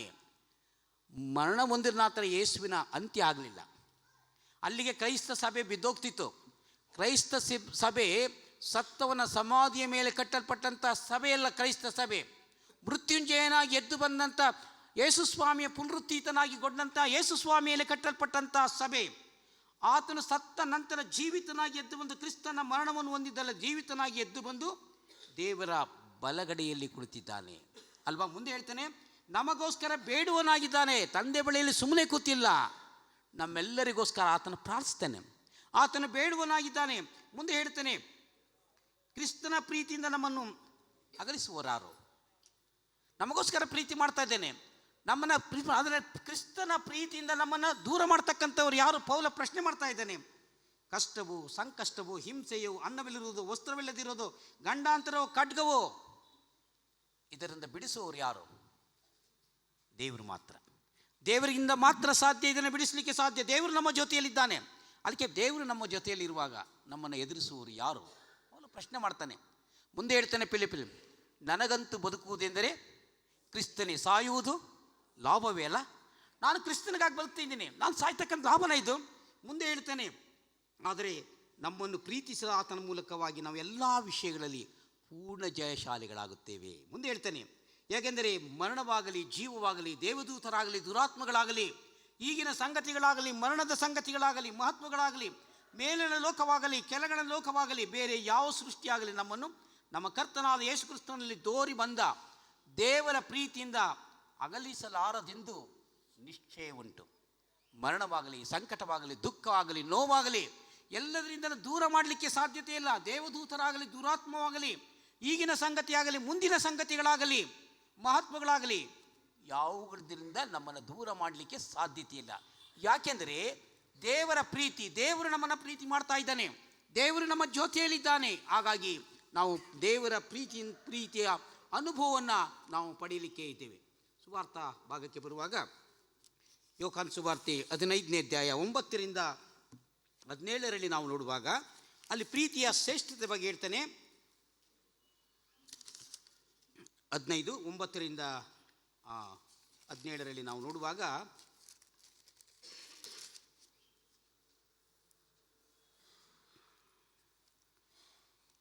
ತಂದೆ ನನ್ನನ್ನು ಪ್ರೀತಿಸಿದ ಹಾಗೆ ನಾನು ನಿಮ್ಮನ್ನು ಪ್ರೀತಿಸಿದ್ದೇನೆ. ತಂದೆಯು ನನ್ನನ್ನು ಪ್ರೀತಿಸಿದ ಹಾಗೆ ನಾನು ನಿಮ್ಮನ್ನು ಪ್ರೀತಿಸಿದ್ದೇನೆ. ಮುಂದೆ ಹೇಳ್ತಾನೆ, ಅದೇ ವಾಕ್ಯ ಭಾಗದಲ್ಲಿ ಮುಂದೆ ಆತನು ಹೇಳ್ತಾನೆ, ನೀವು ನನ್ನಲ್ಲಿಯೂ ನನ್ನ ವಾಕ್ಯಗಳು ನೆಲೆಕೊಂಡಿದ್ದರೆ ಏನು ಬೇಕಾದರೂ ಬೇಡಿಕೊಳ್ಳಿರಿ, ಅದು ನಿಮಗೆ ದೊರೆಯುವುದು. ನೀವು ಬಹಳ ಫಲ ಕೊಡುವುದರಿಂದಲೇ ನನ್ನ ತಂದೆಗೆ ಮಹಿಮೆ ಉಂಟಾಗುವುದು ಮತ್ತು ನನ್ನ ಶಿಷ್ಯರಾಗುವಿರಿ. ನನ್ನ ತಂದೆಯು ನನ್ನನ್ನು ಪ್ರೀತಿಸಿದ ಮೇರೆಗೆ ನಾನು ನಿಮ್ಮನ್ನು ಪ್ರೀತಿಸುತ್ತೇನೆ. ಹಾಗಾದರೆ ಮುಡುವಾಗ ಕ್ರಿಸ್ತನ ಆಜ್ಞೆಯನ್ನು ಕೈಕೊಂಡು ನಡೆಯುವಂಥದ್ದು. ಮೊದಲನೇದು ದೇವರ ದರ್ಶನ. ದೇವರ ಅಬ್ರಹಾಮನು ಆಶೀರ್ವಾದ ನಿಧಿಯಾದದ್ದನ್ನು ಹಳೆ ಒಡಂಬಡಿಕೆಯಲ್ಲಿ ನೋಡ್ತೇವೆ. ಪತ್ರಿಕಾ ಭಾಗದಲ್ಲಿ ದೇವರ ಪ್ರೀತಿ, ಕ್ರಿಸ್ತನ ಪ್ರೀತಿಯಿಂದ ನಮ್ಮನ್ನು ಅಗಲಿಸುವವರು ಯಾರು? ದೇವರು ನಮ್ಮ ಜೊತೆಯಲ್ಲಿದ್ದಾನೆ ಎಂಬುದಾಗಿ ಪೌಲ ಒಂದು ಸ್ಪಷ್ಟವಾದಂಥ ಒಂದು ಸ್ಟೇಟ್ಮೆಂಟ್ ಪೌಲಲ್ಲಿ ಕೊಡ್ತಾನೆ. ಮೂರನೇ ಭಾಗಕ್ಕೆ ಬರುವಾಗ ಕ್ರಿಸ್ತನ ಆಜ್ಞೆಯನ್ನು ಕೈಕೊಂಡು ನಡೆಯುವಂಥದ್ದು. ತಂದೆ ನನ್ನನ್ನು ಪ್ರೀತಿಸ್ತಾನೆ, ನಾನು ನಿಮ್ಮನ್ನು ಪ್ರೀತಿಸ್ತಾನೆ, ತಂದೆಯು ನನ್ನನ್ನು ಪ್ರೀತಿಸಿದಾಗೆ ನಾನು ನಿಮ್ಮನ್ನು ಪ್ರೀತಿಸ್ತೇನೆ. ನೀವೇನು ಮಾಡಬೇಕು? ನೀವು ಬೇರೆಯವ್ರನ್ನ ಪ್ರೀತಿಸಬೇಕು. ನೀವೇನು ನನ್ನ ಆಜ್ಞೆಗೆ ವಿಧೇಯರಾಗಬೇಕು. ನೀವು ಫಲ ಕೊಡಬೇಕೆಂತಲೂ ಆ ಫಲವು ನಿಲ್ಲುವಂಥದ್ದಾಗಬೇಕಂತಲೂ ನಾನು ನಿಮ್ಮನ್ನು ಆರಿಸಿ ತೆಗೆದುಕೊಂಡಿದ್ದೇನೆ. ದೇವರು ಪ್ರೀತಿ ಸ್ವರೂಪಿ, ಪ್ರೀತಿ ಮಾಡಿ ನಮ್ಮನ್ನು ತಕ್ಕೊಂಡದ್ದು ಹೇಳ್ತಾನೆ, ನಾನು ತಂದೆಯನ್ನು ಪ್ರೀತಿಸಿದಾಗೆ ನಾನು ನಿಮ್ಮನ್ನು ಪ್ರೀತಿಸ್ತೇನೆ. ನೀವು ನೆರೆಯವರನ್ನು ಪ್ರೀತಿಸಬೇಕು. ನೀವು ಪ್ರೀತಿಸುವುದಲ್ಲದೆ ತಂದೆಯ ಆಜ್ಞೆಗೆ ವಿಧೇಯರಾಗಬೇಕು. ನಾನು ಆರಿಸಿ ತೆಗೆದುಕೊಂಡದ್ದು ನೀವು ಫಲ ಕೊಡುವರಾಗಬೇಕೆಂತಲೂ ಆ ಫಲವು ನಿಲ್ಲುವಂಥದ್ದಾಗಬೇಕಂತಲೂ ನಾನು ನಿಮ್ಮನ್ನು ಆರಿಸಿ ತೆಗೆದುಕೊಂಡಿದ್ದೇನೆ. ಯೋಹಾನ ಸುವಾರ್ತೆಯಲ್ಲಿ ನಾವು ನೋಡುವರಾಗಿದ್ದೇವೆ. ಹಾಗಾದರೆ ಇಲ್ಲಿ ನೋಡುವಾಗ ನನ್ನಲ್ಲಿರುವ ಆನಂದ ನಿಮ್ಮಲ್ಲಿರಬೇಕೆಂತಲೂ ನಿಮ್ಮಲ್ಲಿರುವಂಥ ಆನಂದವು ಪರಿಪೂರ್ಣವಾಗಿರಬೇಕೆಂತಲೂ ನಾನು ನಿಮಗೆ ಹೇಳುತ್ತೇನೆ. ನಿಮ್ಮನ್ನು ಒಬ್ಬರೊಬ್ಬರು ಪ್ರೀತಿಸಬೇಕು. ನಾನು ಕೊಡುವಂಥ ಆಜ್ಞೆ ನೀವು ಒಬ್ಬರನ್ನೊಬ್ಬರು ಪ್ರೀತಿಸಬೇಕು. ಯಾಕೆಂದರೆ ಪ್ರೀತಿಯು ಎಂದಿಗೂ ಬಿದ್ದು ಹೋಗುವುದಿಲ್ಲ. ಪೌಲ ಹೇಳ್ತಾರೆ, ಪ್ರವಾದನೆಗಳಾದರೂ ಇಲ್ಲದಂತಾಗುವುದು, ವಾಣಿಯೋ ನಿಂತು ಹೋಗುವುದು, ಆದರೆ ಪ್ರೀತಿಯು ಎಂದಿಗೂ ಬಿದ್ದು ಹೋಗುವುದಿಲ್ಲ. ಅದೇ ಪೌಲ ಹೇಳ್ತಾರೆ 13ನೇ ಅಧ್ಯಾಯ 2:3 ಬರ್ತಾನೆ, ನನಗಿರುವುದನ್ನೆಲ್ಲ ಅನ್ನದಾನ ಮಾಡಿದರು, ನನ್ನ ದೇಹವನ್ನು ಸುಡುವುದಕ್ಕೆ ಒಪ್ಪಿಸಿದರು, ಪ್ರೀತಿ ನನಗಿಲ್ಲದಿದ್ದರೆ ಅದೇನು ಪ್ರಯೋಜನವಿಲ್ಲ. ಎಲ್ಲ ಇರ್ಬೋದು, ಎಲ್ಲ ಇದ್ದರೆ ಪ್ರೀತಿ ಇಲ್ಲದಿದ್ದರೆ ನನಗೇನು ಪ್ರಯೋಜನವಿಲ್ಲ. ಅದೇ ಹೇಳ್ತಾನೆ, ಆ ಪ್ರೀತಿ ಯಾವುದೆಂದು ಹೇಳುವಾಗ ಆ ಪ್ರೀತಿ ಹೃದಯ ತುಂಬ ಹೊರಚೆಲ್ಲುವ ಪ್ರೀತಿ, ಜೊಳ್ಳು ಪ್ರೀತಿಯಲ್ಲ, ನೀತಿಗಾಗಿ ಹಸಿದ ಪ್ರೀತಿ, ಹೃದಯ ತುಂಬಿ ಹೊರಚೆಲ್ಲುವ ಪ್ರೀತಿ, ಅದೇ ದೇವರ ದಿವ್ಯ ಪ್ರೀತಿ ಎಂಬುದಾಗಿ ಪೌಲ ಹೇಳ್ತಾನೆ. ಪ್ರೀತಿಯ ಶ್ರೇಷ್ಠದ ಬಗ್ಗೆ ಹೇಳ್ತಾನೆ. ಹಾಗಾದರೆ ಪ್ರೀತಿ ಬಹಳ ಶ್ರೇಷ್ಠವಾದಂಥದ್ದು. ನಂಬಿಕೆ, ನಿರೀಕ್ಷೆ, ಪ್ರೀತಿ ಇವುಗಳಲ್ಲಿ ದೊಡ್ಡದ್ದು ಪ್ರೀತಿ. ಅದೇ ಯೋಹಾನ 1 ಯೋಹಾನ 4ನೇ ಅಧ್ಯಾಯ 12ನೇ ವಚನದಲ್ಲಿ ನಾವು ನೋಡ್ತೇವೆ. 1 ಯೋಹಾನ 4ನೇ ಅಧ್ಯಾಯ 12, ದೇವರನ್ನು ಯಾರು ಎಂದು ಕಂಡಿಲ್ಲ, ದೇವರನ್ನು ಯಾರು ಎಂದು ನೋಡಿಲ್ಲ. ನಾವು ಒಬ್ಬರನ್ನೊಬ್ಬರು ಪ್ರೀತಿಸುವಾಗ ದೇವರ ಪ್ರೀತಿಯು ನಮ್ಮಲ್ಲಿ ಪ್ರಕಟವಾಗುತ್ತದೆ. ಹಾಗಾದರೆ ಇಲ್ಲಿ ದೇವರ ಪ್ರೀತಿಯನ್ನು ಎಲ್ಲರೊಂದಿಗೆ ಪ್ರಕಟ ಮಾಡುವಂಥದ್ದು. ದೇವರ ಪ್ರೀತಿ, ನಾವು ಒಬ್ಬರನ್ನೊಬ್ಬರು ಪ್ರೀತಿಸುವಾಗ ದೇವರು ನಮ್ಮಲ್ಲಿದ್ದಾನೆ. ದೇವರ ಪ್ರೀತಿಯ ಪ್ರಕಟಣೆ ಆಗುತ್ತದೆ, ದೇವರ ಪ್ರೀತಿಯ ಪ್ರಕಟಿಸುತ್ತದೆ. ನಿನ್ನ ಕಾಣಿಕೆಯನ್ನು ಯಜ್ಞವೇದಿಯ ಮೇಲೆ ತಂದು ಸಮರ್ಪಿಸುವ ಮುನ್ನ ಮೊದಲು ನಿನ್ನ ವೈರ್ಯ ಮುಂದೆ ಒಂದಾಗು, ನಂತರ ನಿನ್ನ ಕಾಣಿಕೆ ತಂದು ಸಮರ್ಪಿಸುವಲ್ಲ. ಹಾಗಾದರೆ ನಾವು ಪ್ರೀತಿ ಸ್ವರೂಪಿ ಯೇಸು ಸ್ವಾಮಿ ಕೊಟ್ಟಂಥ ಬೋಧನೆ ಪ್ರೀತಿಸುವಂಥದ್ದು, ಕ್ಷಮಿಸುವಂಥದ್ದು ಶ್ರೇಷ್ಠವಾದಂಥ ಆಜ್ಞೆ. ನಮ್ಮ ಜೀವನದಲ್ಲಿ ಅದನ್ನು ಅನುಷ್ಠಾನಕ್ಕೆ ತರುವಂಥದ್ದೇ ನಮ್ಮ ಕರ್ತವ್ಯ. ಹಾಗಾಗಿ ದೇವರ ಪ್ರೀತಿಯನ್ನು ಎಲ್ಲರೊಂದಿಗೆ ಅನುಭವ ಮಾಡಿಕೊಳ್ಳೋಣ. ದೇವರ ಪ್ರೀತಿ ಶ್ರೇಷ್ಠವಾದಂಥದ್ದು. ದೇವರ ಪ್ರೀತಿಗೆ ಬೆಲೆ ಕಟ್ಟಲಿಕ್ಕೆ ಸಾಧ್ಯತೆ ಇಲ್ಲ. ಆದ್ದರಿಂದ ಪ್ರೀತಿಯನ್ನು ಅಭ್ಯಾಸ ಮಾಡಿಕೊಳ್ಳಿರಿ. ಪೌಲನ ಪ್ರೀತಿಯನ್ನು ಅಭ್ಯಾಸ ಮಾಡಿ, ಆತನು ಪ್ರೀತಿ ಸ್ವರೂಪನಾಗಿದ್ದಾನೆ. ಯಾಕೆಂದರೆ ಪ್ರವಾದನೆ ಇಲ್ಲದಂತಾಗುವುದು, ವಾಣಿಯ ನಿಂತು ಹೋಗುವುದು. ಪ್ರೀತಿ ಎಂದಿಗೂ ಬಿದ್ದು ಹೋಗುವುದಿಲ್ಲ. ಪ್ರವಾದನೆಗಳಿಗೂ ವಾಣಿಗೂ ಇಲ್ಲದಂಥ ಮಹತ್ವ, ಆ ಶಕ್ತಿ, ಆ ಬಲಯುತವಾದಂಥ ಶಕ್ತಿ ಪ್ರೀತಿಗಿದೆ ಎಂಬುದಾಗಿ ದೇವರ ವಾಕ್ಯದಲ್ಲಿ ಪೌಲನು ಹೇಳುವನಾಗಿದ್ದಾನೆ. ಕರ್ತನಲ್ಲಿ ಪ್ರಿಯ ದೇವಜನರೇ, ದೇವರ ವಾಕ್ಯದ ಎದುರಿನಲ್ಲಿ ನಮ್ಮನ್ನು ನಾವು ಪ್ರಶ್ನಿಸಿಕೊಳ್ಳೋಣ. ದೇವರ ವಾಕ್ಯದ ಎದುರಿನಲ್ಲಿ ನಮ್ಮನ್ನು ನಾವು ಪ್ರಶ್ನಿಸಿಕೊಳ್ಳುವಾಗ ನಮ್ಮ ಜೀವನ ಅವನತಿ ದುಸ್ಥಿತಿಯೇ ಕಾಣುತ್ತದೆ. ಪ್ರೀತಿಸೋಣ, ದೇವರ ಪ್ರೀತಿಯನ್ನು ಪಡ್ಕೊಳ್ಳೋಣ. ಆ ಪ್ರೀತಿಯನ್ನು ಎಲ್ಲರೊಟ್ಟಿಗೆ ಹಂಚಿಕೊಳ್ಳೋಣ. ಪಡ್ಕೊಂಡದ್ದು ನಮಗೆ ಮಾತ್ರವಲ್ಲ, ನನ್ನ ಕುಟುಂಬಕ್ಕೆ ಮಾತ್ರವಲ್ಲ, ನನ್ನ ವೈಯಕ್ತಿಕ ಜೀವನಕ್ಕೆ ಮಾತ್ರವಲ್ಲ. ಆ ಪ್ರೀತಿ ಎಲ್ಲರೊಟ್ಟಿಗೆ ನಾವು ಪ್ರೀತಿಯನ್ನು, ಅದಕ್ಕೆ ದೇವರು ಹೇಳ್ತಾನೆ, ದೇವರು ಲೋಕದ ಮೇಲೆ ಎಷ್ಟೋ ಪ್ರೀತಿಯನ್ನಿಟ್ಟು ತನ್ನ ಒಬ್ಬನೇ ಮಗನನ್ನು ಕೊಟ್ಟನು, ಆತನನ್ನು ನಂಬುವೊಬ್ಬನಾದರೂ ನಾಶವಾಗದೆ ಎಲ್ಲರೂ ನಿತ್ಯ ಜೀವನ ಪಡೆಯಬೇಕೆಂದು ಆತನನ್ನು ಕೊಟ್ಟನು. ಶ್ರೇಷ್ಠವಾದಂಥ ಉಡುಗೊರೆ ದೇವರು, ಶ್ರೇಷ್ಠವಾದಂಥ ಉಡುಗೊರೆಯನ್ನು ದೇವರು ನಮಗೆ ಕೊಟ್ಟಿದ್ದೇನೆ. ಆ ಉಡುಗೊರೆ ಪ್ರೀತಿಯ ಪ್ರೀತಿಯನ್ನು ಅಭ್ಯಾಸ ಮಾಡಿಕೊಳ್ಳುತ್ತಾ, ನಾವು ದೇವರು ಆರಿಸಿಕೊಂಡದ್ದು ನೀವು ಫಲ ಕೊಡಬೇಕೆಂತಲೂ ಆ ಫಲವು ನಿಲ್ಲುವಂಥದ್ದಾಗಬೇಕೆಂತಲೂ ನಾನು ನಿಮ್ಮನ್ನು ಆರಿಸಿಕೊಂಡಿದ್ದೇನೆ. ಹಾಗಾದರೆ ನಾವು ಫಲ ಕೊಡಬೇಕಾದರೆ ಒಬ್ಬರನ್ನೊಬ್ಬರ ಪ್ರೀತಿ ಮಾಡೋಣ. ದೇವರನ್ನು ನಮ್ಮ ಹೃದಯದಲ್ಲಿ ಧರಿಸಿಕೊಳ್ಳೋಣ. ದೇವರಿಗೆ ನಮ್ಮ ಹೃದಯದಲ್ಲಿ ಸ್ಥಳ ಕೊಡೋಣ. ಯೇಸು ಸ್ವಾಮಿ ಶಿಲುಬೆಯಲ್ಲಿ ಸಾಧಿಸಿದಂಥ ರಕ್ಷಣೆಯನ್ನು ಹೊಂದಿಕೊಳ್ಳೋಣ. ಹೀಗಾಗುವಂತೆ ಪರಿಶುದ್ಧಾತ್ಮನು ತಾನೇ ನಮಗೆ ಸಹಾಯ ಮಾಡಲಿ. ದೇವರ ಈ ವಾಕ್ಯಗಳನ್ನು ನಮ್ಮ ಆತ್ಮಗಳಿಗಾಗಿ ಆಶೀರ್ವದಿಸಲಿ. ಆಮೇಲೆ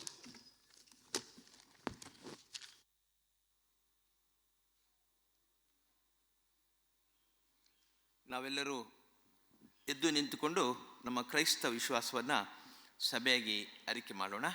26ನೇ ಪುಟದಲ್ಲಿರುವ ನೈಸಿಯ ವಿಶ್ವಾಸ ಸೂತ್ರವನ್ನು ಒಟ್ಟಾಗಿರೋಣ. ಪುಟ ಸಂಖ್ಯೆ 26. ಸರ್ವಶಕ್ತನಾದ ತಂದೆಯಾಗಿರುವ ಒಬ್ಬನೇ ದೇವರು ನಂಬುತ್ತೇನೆ. ಆತನು ಪರಲೋಕ ಬ್ಲೋಕ್ಗಳನ್ನು ಎಲ್ಲ ದೃಶ್ಯಾದೃಶ್ಯ ವಸ್ತುಗಳು ಉಂಟು ಮಾಡುವನಾಗಿದ್ದಾನೆ. ಒಬ್ಬನೇ ಕರ್ತನಾದ ಯೇಸು ಕ್ರಿಸ್ತ ನಂಬುತ್ತೇನೆ. ಈತನು ಅನಾದಿಯಿಂದಲೇ ದೇವರ ಏಕಪುತ್ರನು, ದೇವರಿಂದ ಆಗುವ ದೇವರು, ಪರಂಜ್ಯೋತಿಯಿಂದ ಆಗುವ ಪರಂಜ್ಯೋತಿಯು, ಸಾಕ್ಷಾತ್ ದೇವರಿಂದ ಆಗುವ ಸಾಕ್ಷಾತ್ ದೇವರು ಆಗಿದ್ದಾನೆ. ಈತನು ಸೃಷ್ಟಿಯಲ್ಲ, ದೇವರ ನಿತ್ಯಪುತ್ರನೇ. ತಂದೆಯ ತತ್ವವು ಈತನ ತತ್ವವು ಒಂದೇ. ಈತನ ಮೂಲಕವಾಗಿ ಸಮಸ್ತವೂ ಉಂಟಾಯಿತು. ಈತನು ಮನುಷ್ಯರಾದ ನಮಗೆ ಹಿತವನ್ನು ಬಯಸಿ ನಮ್ಮ ರಕ್ಷಣಾರ್ಥವಾಗಿ ಪರಲೋಕದಿಂದ ಇಳಿದು ಪವಿತ್ರಾತ್ಮನಿಂದ ಮರಿಯಳೆಂಬ ಕನ್ಯೆಯಲ್ಲಿ ದೇಹ ಧರಿಸಿಕೊಂಡು ಮನುಷ್ಯನಾದನು. ಪಂತಿಪ್ಲಾತನ ಆಧಿಪತ್ಯದಲ್ಲಿ ನಮಗೋಸ್ಕರ ಶಿಲ್ಬೆಗೆ ಹಿಡಿಯಲ್ಪಟ್ಟು ಬಾಧೆಯನ್ನು ಅನುಭವಿಸಿ ಸತ್ತು ಸಮಾಧಿ ಇಡಲ್ಪಟ್ಟನು. ವೇದೋಕ್ತಿಗೆ ಅನುಸಾರವಾಗಿ 3ನೇ ದಿನದಲ್ಲಿ ಎದ್ದು ಬಂದು ಪರಲೋಕಕ್ಕೇರಿ ಹೋಗಿ ತಂದೆಯ ಬಲಗಳಲ್ಲಿ ಕುಳಿತುಕೊಂಡಿದ್ದಾನೆ. ಈತನು ತಿರುಗಿ ವೈಭವದೊಡನೆ ಬಂದು ಬದುಕಿರುವವರಿಗೂ ಸತ್ತವರಿಗೂ ನ್ಯಾಯ ತೀರಿಸುವನು. ಈತನ ರಾಜ್ಯಕ್ಕೆ ಅಂತ್ಯವೇ ಇಲ್ಲ. ಪವಿತ್ರಾತ್ಮ ನಂಬುತ್ತೇನೆ. ಈತನು ಕರ್ತನು, ಜೀವದಾಯಕನು, ತಂದೆಯಿಂದಲೂ ಮಗನಿಂದಲೂ ಹೊರಡುವವನು. ತಂದೆಯೊಡನೆಯೂ ಮಗನೊಡನೆಯೂ ಸರಿ ಸಮಾನವಾದ ಆರಾಧನೆಯನ್ನು ಘನತೆಯನ್ನು ಹೊಂದುವನು. ಪ್ರವಾದಿಗಳ ಮೂಲಕ ನುಡಿದವನು ಆಗಿದ್ದಾನೆ. ಪವಿತ್ರವಾಗಿಯೂ ಸರ್ವಸಾಧಾರಣವಾಗಿಯೂ ಅಪೊಸ್ತಲರಿಂದ ಸ್ಥಾಪಿತವಾಗಿರುವ ಒಂದೇ ಸಭೆ ಇದೆ ಎಂದು ನಂಬುತ್ತೇನೆ. ಪಾಪ ಪರಿಹಾರಕ್ಕಾಗಿ ಒಂದೇ ದೀಕ್ಷಾಸ್ನಾನ ಉಂಟೆಂದು ಒಪ್ಪಿಕೊಳ್ಳುತ್ತೇನೆ. ಸತ್ತವರ ಪುನರುತ್ಥಾನವನ್ನು, ಮುಂದಿನ ಲೋಕದ ಜೀವವನ್ನು ಎದುರು ನೋಡುತ್ತೇನೆ. ಆಮೇನ್. ಸಭೆಯು ದಯಮಾಡಿ ಕುಳಿತುಕೊಳ್ಳಿ.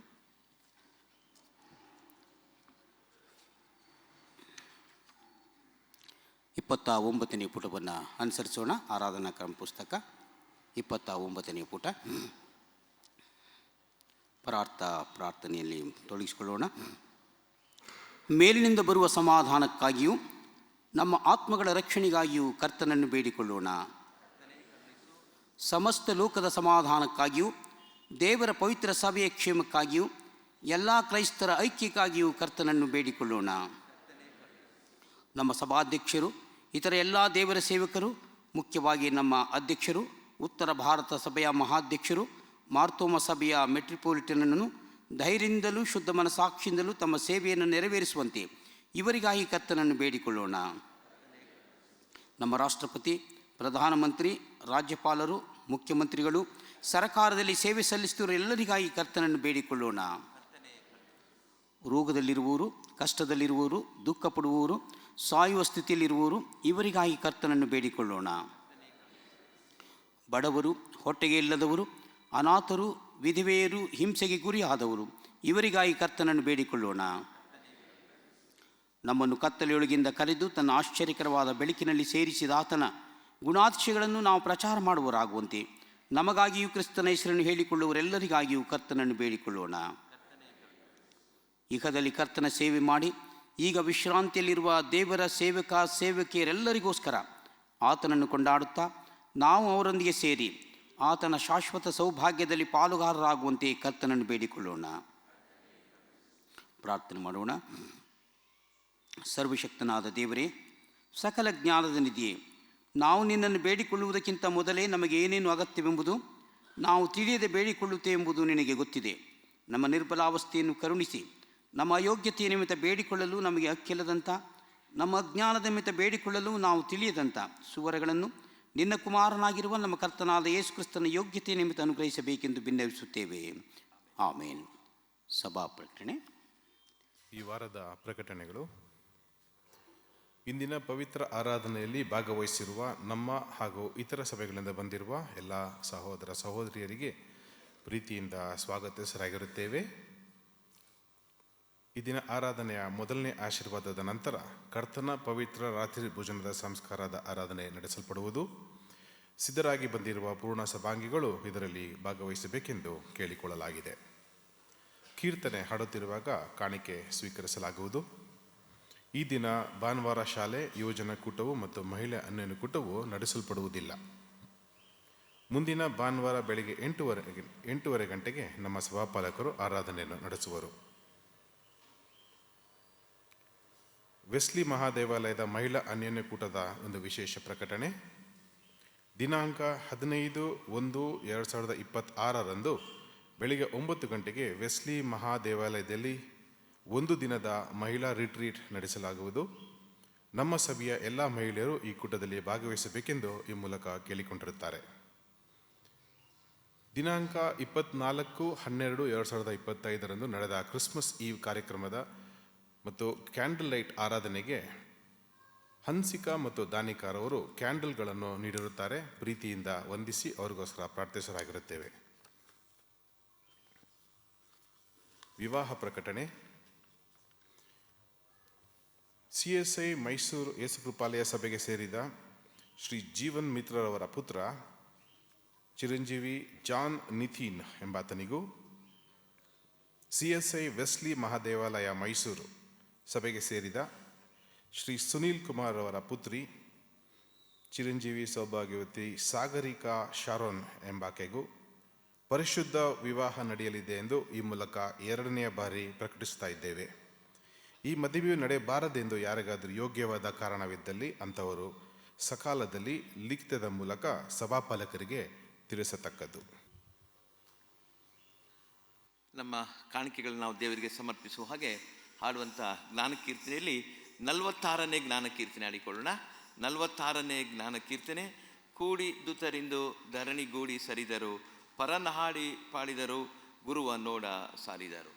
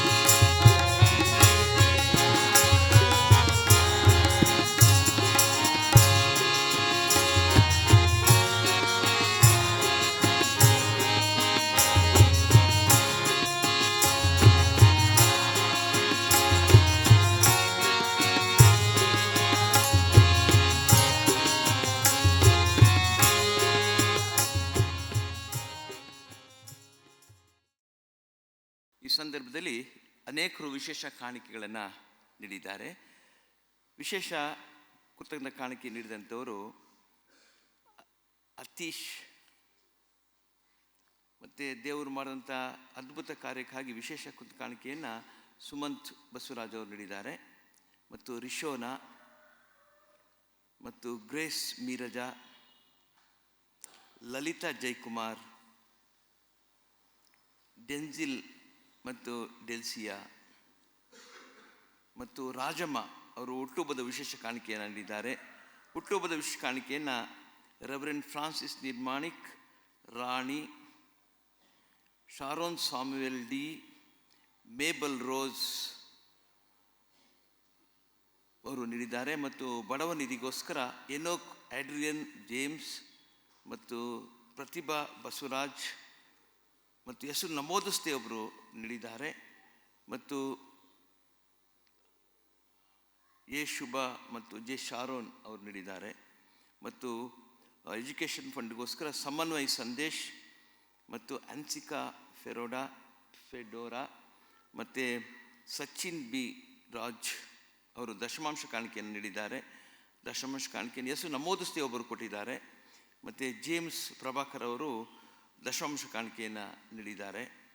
ಮತ್ತು ಹೆಸರು ನಮೋದಿಸ್ತೆ ಮತ್ತೊಬ್ಬರು ದಶಮಾಂಶ ಕಾಣಿಕೆಯನ್ನು ನೀಡಿದ್ದಾರೆ. ಮತ್ತು ದೇವಾಲಯದ ಕಟ್ಟಡ ನಿಧಿಗೋಸ್ಕರ ಡೇವಿಡ್ ಮತ್ತು ಕುಟುಂಬದವರು ವಿಶೇಷ ಕಾಣಿಕೆಯನ್ನು ನೀಡಿದ್ದಾರೆ. ಮತ್ತು ಸಭಾವಂತಿಕೆ ಕಾಣಿಕೆಯಾಗಿ ಪದ್ಮ ಮೋಸಸ್ ಕುಟುಂಬ, ಅಮಲ್ ಜಾನ್ ಆಡ್ರಿಯನ್ ಕುಟುಂಬ ಮತ್ತು ಡ್ಯಾನಿಯಲ್ ಪ್ರೀತಮ್ ಕುಟುಂಬ ನೀಡಿದ್ದಾರೆ. ಎಲ್ಲ ಕಾಣಿಕೆಗಳನ್ನು ಪ್ರೀತಿಯಿಂದ ಸ್ವೀಕರಿಸಿ ಎಲ್ಲರನ್ನ ವಂದಿಸುವವರಾಗಿದ್ದೇವೆ. ಎಲ್ಲರ ಅಭಿವೃದ್ಧಿಗೋಸ್ಕರ ಪ್ರಾರ್ಥಿಸುವಂಥವರಾಗಿದ್ದೇವೆ. ನಮ್ಮೆಲ್ಲ ಕಾಣಿಕೆಯನ್ನು ನಾವು ದೇವರಿಗೆ ಸಮರ್ಪಿಸಿ ಪ್ರಾರ್ಥಿಸೋಣ.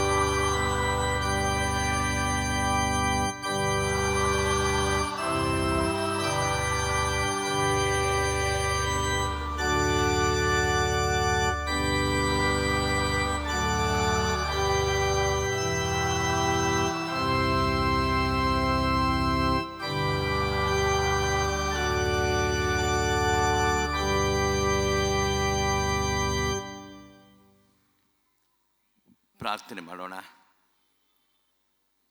ಎಲ್ಲ ಒಳ್ಳೆ ವರದಾನಗಳಿಗೆ ಮೂಲ ಕಾರಣ ಅಂತ ದೇವರೇ, ಈ ವರ್ಷದ ಈ ಮೊದಲನೇ ಭಾನುವಾರದ ಈ ದಿನದಂದು ನಾವು ನಿನ್ನ ಆಲಯದಲ್ಲಿ ಕೂಡಿ ಬಂದು ಆರಾಧಿಸುವಂಥ ಒಂದು ಅವಕಾಶವನ್ನು ನಮ್ಮ ಜೀವಿತ ಕಾಲದಲ್ಲಿ ಕೊಟ್ಟಿದ್ದಿ. ಹೃದಯಪೂರ್ವಕವಾಗಿ ಸ್ತೋತ್ರ ಹೇಳ್ತೀವಿ ಸ್ವಾಮಿ. ಕರ್ತನೆ, ಕಳೆದ ವರ್ಷ ಇದ್ದಂತೆ ಎಷ್ಟೋ ಜನರು ಈ ವರ್ಷ ಇಲ್ಲ ಸ್ವಾಮಿ. ಆದರೆ ನಮ್ಮನ್ನು ಜೀವಿತ ಸಂಖ್ಯೆಯಲ್ಲಿ ಇಟ್ಟಿದ್ದಿ. ನಾವು ಹೃದಯಪೂರ್ವಕವಾಗಿ ನಿನ್ನ ಮುಂದೆ ತಗ್ಗಿಸಿಕೊಂಡು ಸ್ವಾಮಿ ಸ್ತೋತ್ರವನ್ನು ಹೇಳ್ತೇವೆ ಸ್ವಾಮಿ. ಸ್ವಾಮಿ, ನಾವು ಬದುಕಿ ಉಳಿದಿರುವುದು ನಿನ್ನ ಕರುಣೆ ಕೃಪೆ ಎಂಬುದಾಗಿ ದೇವರ ವಾಕ್ಯ ಸ್ಪಷ್ಟವಾಗಿ ನಮಗೆ ತಿಳಿಸಿದೆ ಸ್ವಾಮಿ. ನಮ್ಮ ಸುತ್ತಮುತ್ತ ನಡೀತಾವಂಥ ಘಟನೆಗಳನ್ನ ನಾವು ಅವಲೋಕಿಸುವಾಗ ಸ್ವಾಮಿ, ಖಂಡಿತವಾಗ್ಲೂ ನಾವು ಉಳಿದಿರುವುದು ನಿನ್ನ ಕೃಪೆ ಕರುಣೆ ಅಲ್ಲದೆ ಮತ್ತೊಂದಲ್ಲ ಸ್ವಾಮಿ. ಮಾತ್ರವಲ್ಲ, ನಮ್ಮನ್ನು ಒಂದು ಒಳ್ಳೆಯ ಉದ್ದೇಶದಿಂದ ಈ ಲೋಕದಲ್ಲಿ ಉಳಿಸಿಟ್ಟಿದ್ದಿ ಸ್ವಾಮಿ. ನಿನ್ನ ವಾಕ್ಯದಲ್ಲಿ ಕೇಳಿದ ಹಾಗೆ ಸ್ವಾಮಿ, ನಿನ್ನ ಪ್ರೀತಿಯನ್ನು ಇತರಿಗೆ ಪ್ರಕಟಿಸುವಂಥ ಒಂದು ಜವಾಬ್ದಾರಿ ನಮಗಿದೆ ಸ್ವಾಮಿ. ಮೊದಲು ನಿನ್ನ ಪ್ರೀತಿಯನ್ನು ನಾವು ಅರ್ಥ ಮಾಡಿಕೊಳ್ಳುವಂಥ ಮನಸ್ಸನ್ನು ಅವಕಾಶ ನಮಗೆ ಕೊಡು ಸ್ವಾಮಿ. ಆ ಹೊಂದಿದಂಥ ಪ್ರೀತಿಯ ಶ್ರೇಷ್ಠತೆಯ ಅನುಭವವನ್ನು ನಾವು ಇತರಿಗೆ ಹಂಚಿಕೊಳ್ಳುವಂಥ ಮನಸ್ಸನ್ನು ನಮಗೆ ಕೊಡು ಸ್ವಾಮಿ.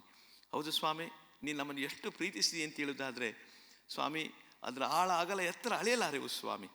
ಸ್ವಾಮಿ, ನಿನ್ನ ಪ್ರೀತಿಗೆ ಯಾವ ಬೆಲೆ ಕಟ್ಟಲಿಕ್ಕೂ ಕೂಡ ಸಾಧ್ಯತೆ ಇಲ್ಲ ಸ್ವಾಮಿ. ನಿನ್ನನ್ನೇ ನೀನು ಬರಿದು ಮಾಡಿಕೊಂಡು ಬೆತ್ಲೆಹೇಮಿನ ದನದ ಕೊಟ್ಟಿಗೆಯಲ್ಲಿ ಯೇಸು ಕಂದನಾಗಿ ಹುಟ್ಟಿ ಬಂದು ಸ್ವಾಮಿ, ನಮ್ಮೆಲ್ಲರ ದೋಷಫಲ ನಿನ್ನ ಮೇಲೆ ಹೊತ್ತುಕೊಂಡು ಆ ಕಾಲ್ವರಿ ಕುರ್ಜಿಯಲ್ಲಿ ಅಮೂಲ್ಯವಂತ ಪ್ರಾಣವನ್ನೇ ನಮ್ಮೆಲ್ಲರಿಗೋಸ್ಕರ ಕೊಟ್ಟಷ್ಟು ಪ್ರೀತಿ ಸ್ವಾಮಿ, ನೀನು ನಮ್ಮ ಮೇಲೆ ತೋರಿಸಿದ ಪ್ರೀತಿ ಆಗಿದೆ. ಅದು ಬಹಳ ವಿಶೇಷವಾದದ್ದು. ಅದನ್ನು ವರ್ಣಿಸೋಕ್ಕೆ ಅಸಾಧ್ಯವಾದಷ್ಟು ಪ್ರೀತಿಯನ್ನು ನಮಗೆ ತೋರಿಸಿದ್ದಿ.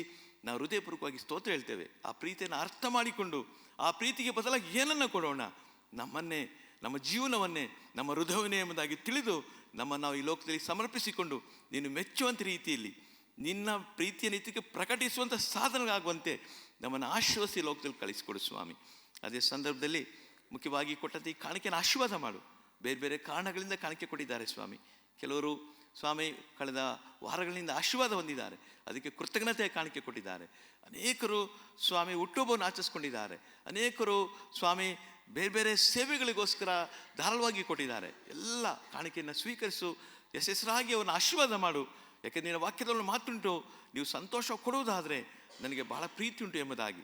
ಅದರಿಂದ ಕೊಟ್ಟಂಥ ಪ್ರತಿಯೊಬ್ಬರಿಗೆ ನಿನ್ನ ದಿವ್ಯ ಆಶೀರ್ವಾದವನ್ನು ಅನುಗ್ರಹಿಸು ಸ್ವಾಮಿ. ಅದೇ ರೀತಿಯಲ್ಲಿ ನಮ್ಮನ್ನೇ ನಾವು ನಿನಗೆ ಕೊಡುವಂಥ ಮನಸ್ಸನ್ನು ನಮಗೆ ಅನುಗ್ರಹಿಸಿಕೊಡು.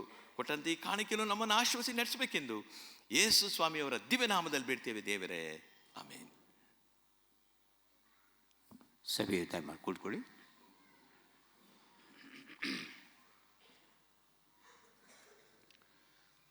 ಇಂದು ಭಾನುವಾರದಿಂದ ನಾಳೆ ಸೋಮವಾರದಿಂದ ಮುಂದಿನ ಭಾನುವಾರದವರೆಗೆ ತಮ್ಮ ಜನ್ಮದಿನ ಕಾಣಲಿಕ್ಕಿರುವವರು, ವಿವಾಹ ವಾರ್ಷಿಕೋತ್ಸವವನ್ನು ಆಚರಿಸುವವರು ಈ ಕೆಳಕಂಡಂಥವರಿದ್ದಾರೆ. ಜನ್ಮದಿನ ಮುಂದಿನ ವಾರ ಕಾಣಲಿಕ್ಕಿರುವರು ಜಯ ಸ್ವಾಮಿದಾಸ್, ಜಯಮೇರಿ, ವಿಮಲಕುಮಾರಿ, ಜಯಕುಮಾರ್ ಪಿ, ರಕ್ಷಿತಾ ಆರ್ಯ, ದಿಲೀಪ್ ಆನಂದ್ ಕುಮಾರ್, ಸುನಿಧಿ, ಸ್ತುತಿ ಎಪ್ಸರಂಜ, Rohan Paul Santosh, Devadas T, Esther Hemalatha, Alvin ಕೊರ್ನೆಲ್ಸ್, ಮೃದುಲಾ ಸಿ. ಇವರು ತನ್ನ ಜನ್ಮದಿನವನ್ನು ಮುಂದಿನ ದಿನಗಳಲ್ಲಿ ಕಾಣಲಿಕ್ಕೆ ಇದ್ದಾರೆ. ವಿವಾಹ ವಾರ್ಷಿಕೋತ್ಸವನ ಆಚರಿಸುವಂಥವರು 7ನೇ ತಾರೀಕು John Richard and Jacqueline Lydia, Reverend Johnson Palaiah and Poornimamma, Joy Vinson and Sahana Ruth. ಇವರೆಲ್ಲರೂ ಮುಂದಿನ ದಿನಗಳಲ್ಲಿ ತಮ್ಮ ಜನ್ಮದಿನವನ್ನು, ವಿವಾಹ ವಾರ್ಷಿಕೋತ್ಸವನ ಆಚರಿಸಲಿಕ್ಕಿದ್ದಾರೆ.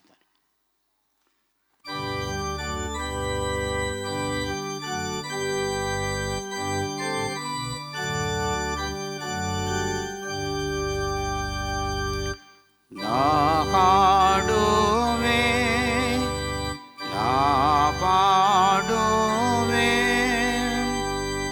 ಇನ್ನೊಂದು ಶಾದಾಟಿದೆ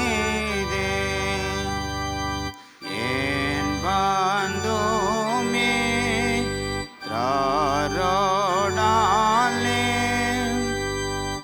ಏನ್ ಜನ್ಮಾದೆ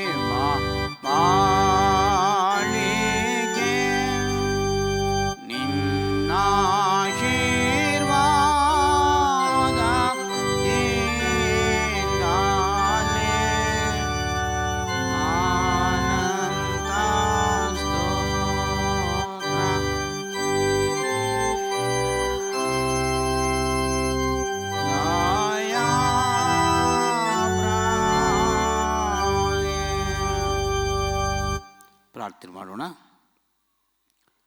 ಸಕಲ ಜೀವರಾಶಿಗಳನ್ನು ಸೃಷ್ಟಿಸಿ ಸಂರಕ್ಷಿಸಿ ಪರಿಪಾಲಿಸುತ್ತಾ ಬರುವ ನಮ್ಮ ರಕ್ಷಕನಲ್ಲಿ ತಂದೆಯಾದ ದೇವರೇ, ಕಳೆದ ವಾರದಲ್ಲಿ ಮುಂದಿನ ದಿನಗಳಲ್ಲಿ ತಮ್ಮ ಜನ್ಮದಿನವನ್ನು ಕಂಡಂಥವರನ್ನು ಕಾಣಲಿತ್ತಿರುವುದಾಗಿ ಪ್ರಾರ್ಥಿಸುತ್ತೇವೆ.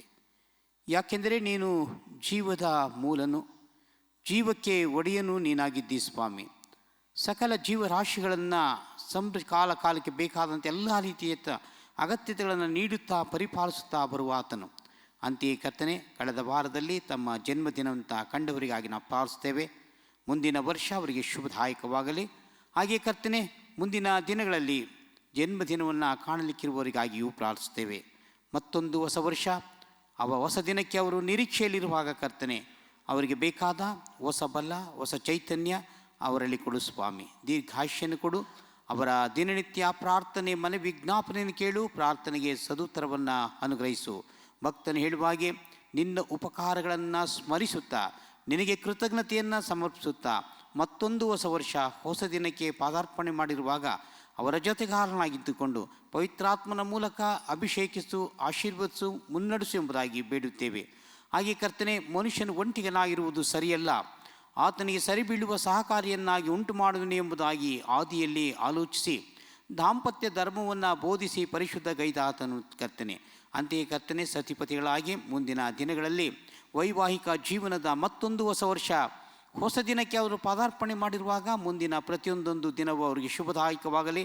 ಅವರ ಕೌಟುಂಬಿಕ ಜೀವನವನ್ನು, ಅವರ ಮಕ್ಕಳು ಮೊಮ್ಮಕ್ಕಳನ್ನು ನೀನು ಆಶೀರ್ವಾದ ಮಾಡು. ಸಾಂಸಾರಿಕ ಜೀವನದಲ್ಲಿ ಅವರನ್ನಿದ್ದು ಅವರ ಜೊತೆಯಲ್ಲಿದ್ದು ಮುನ್ನಡೆಸು ಎಂಬುದಾಗಿ ಯೇಸುವಿನ ನಾಮದಲ್ಲಿ ಬೇಡಿಕೊಳ್ಳುತ್ತೇವೆ ದೇವರೇ, ಆಮೇನ್.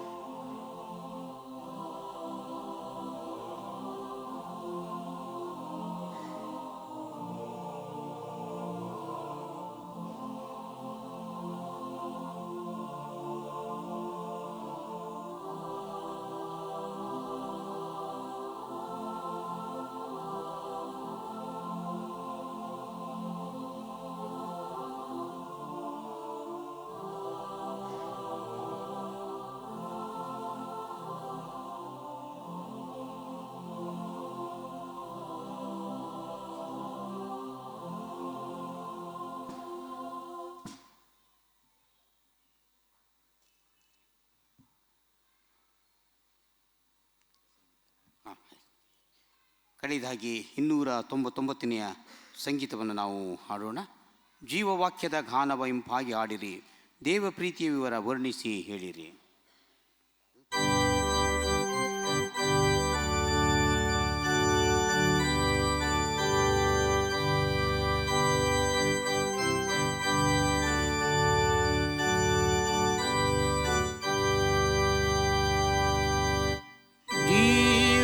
ವಾಕ್ಯದ ಗಾನವ ಇಂಪಾಗಿ ಹಾಡಿರಿ,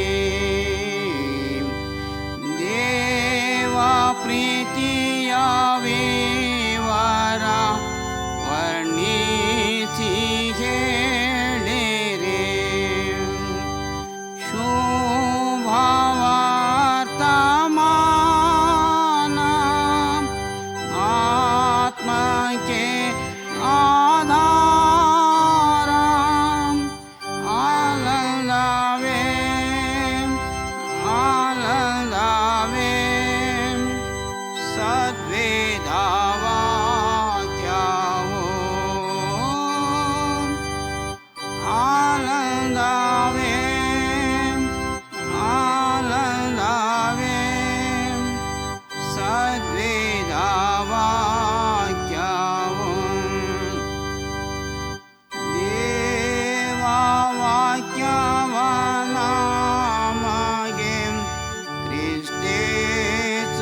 ಕೊಟ್ಟನು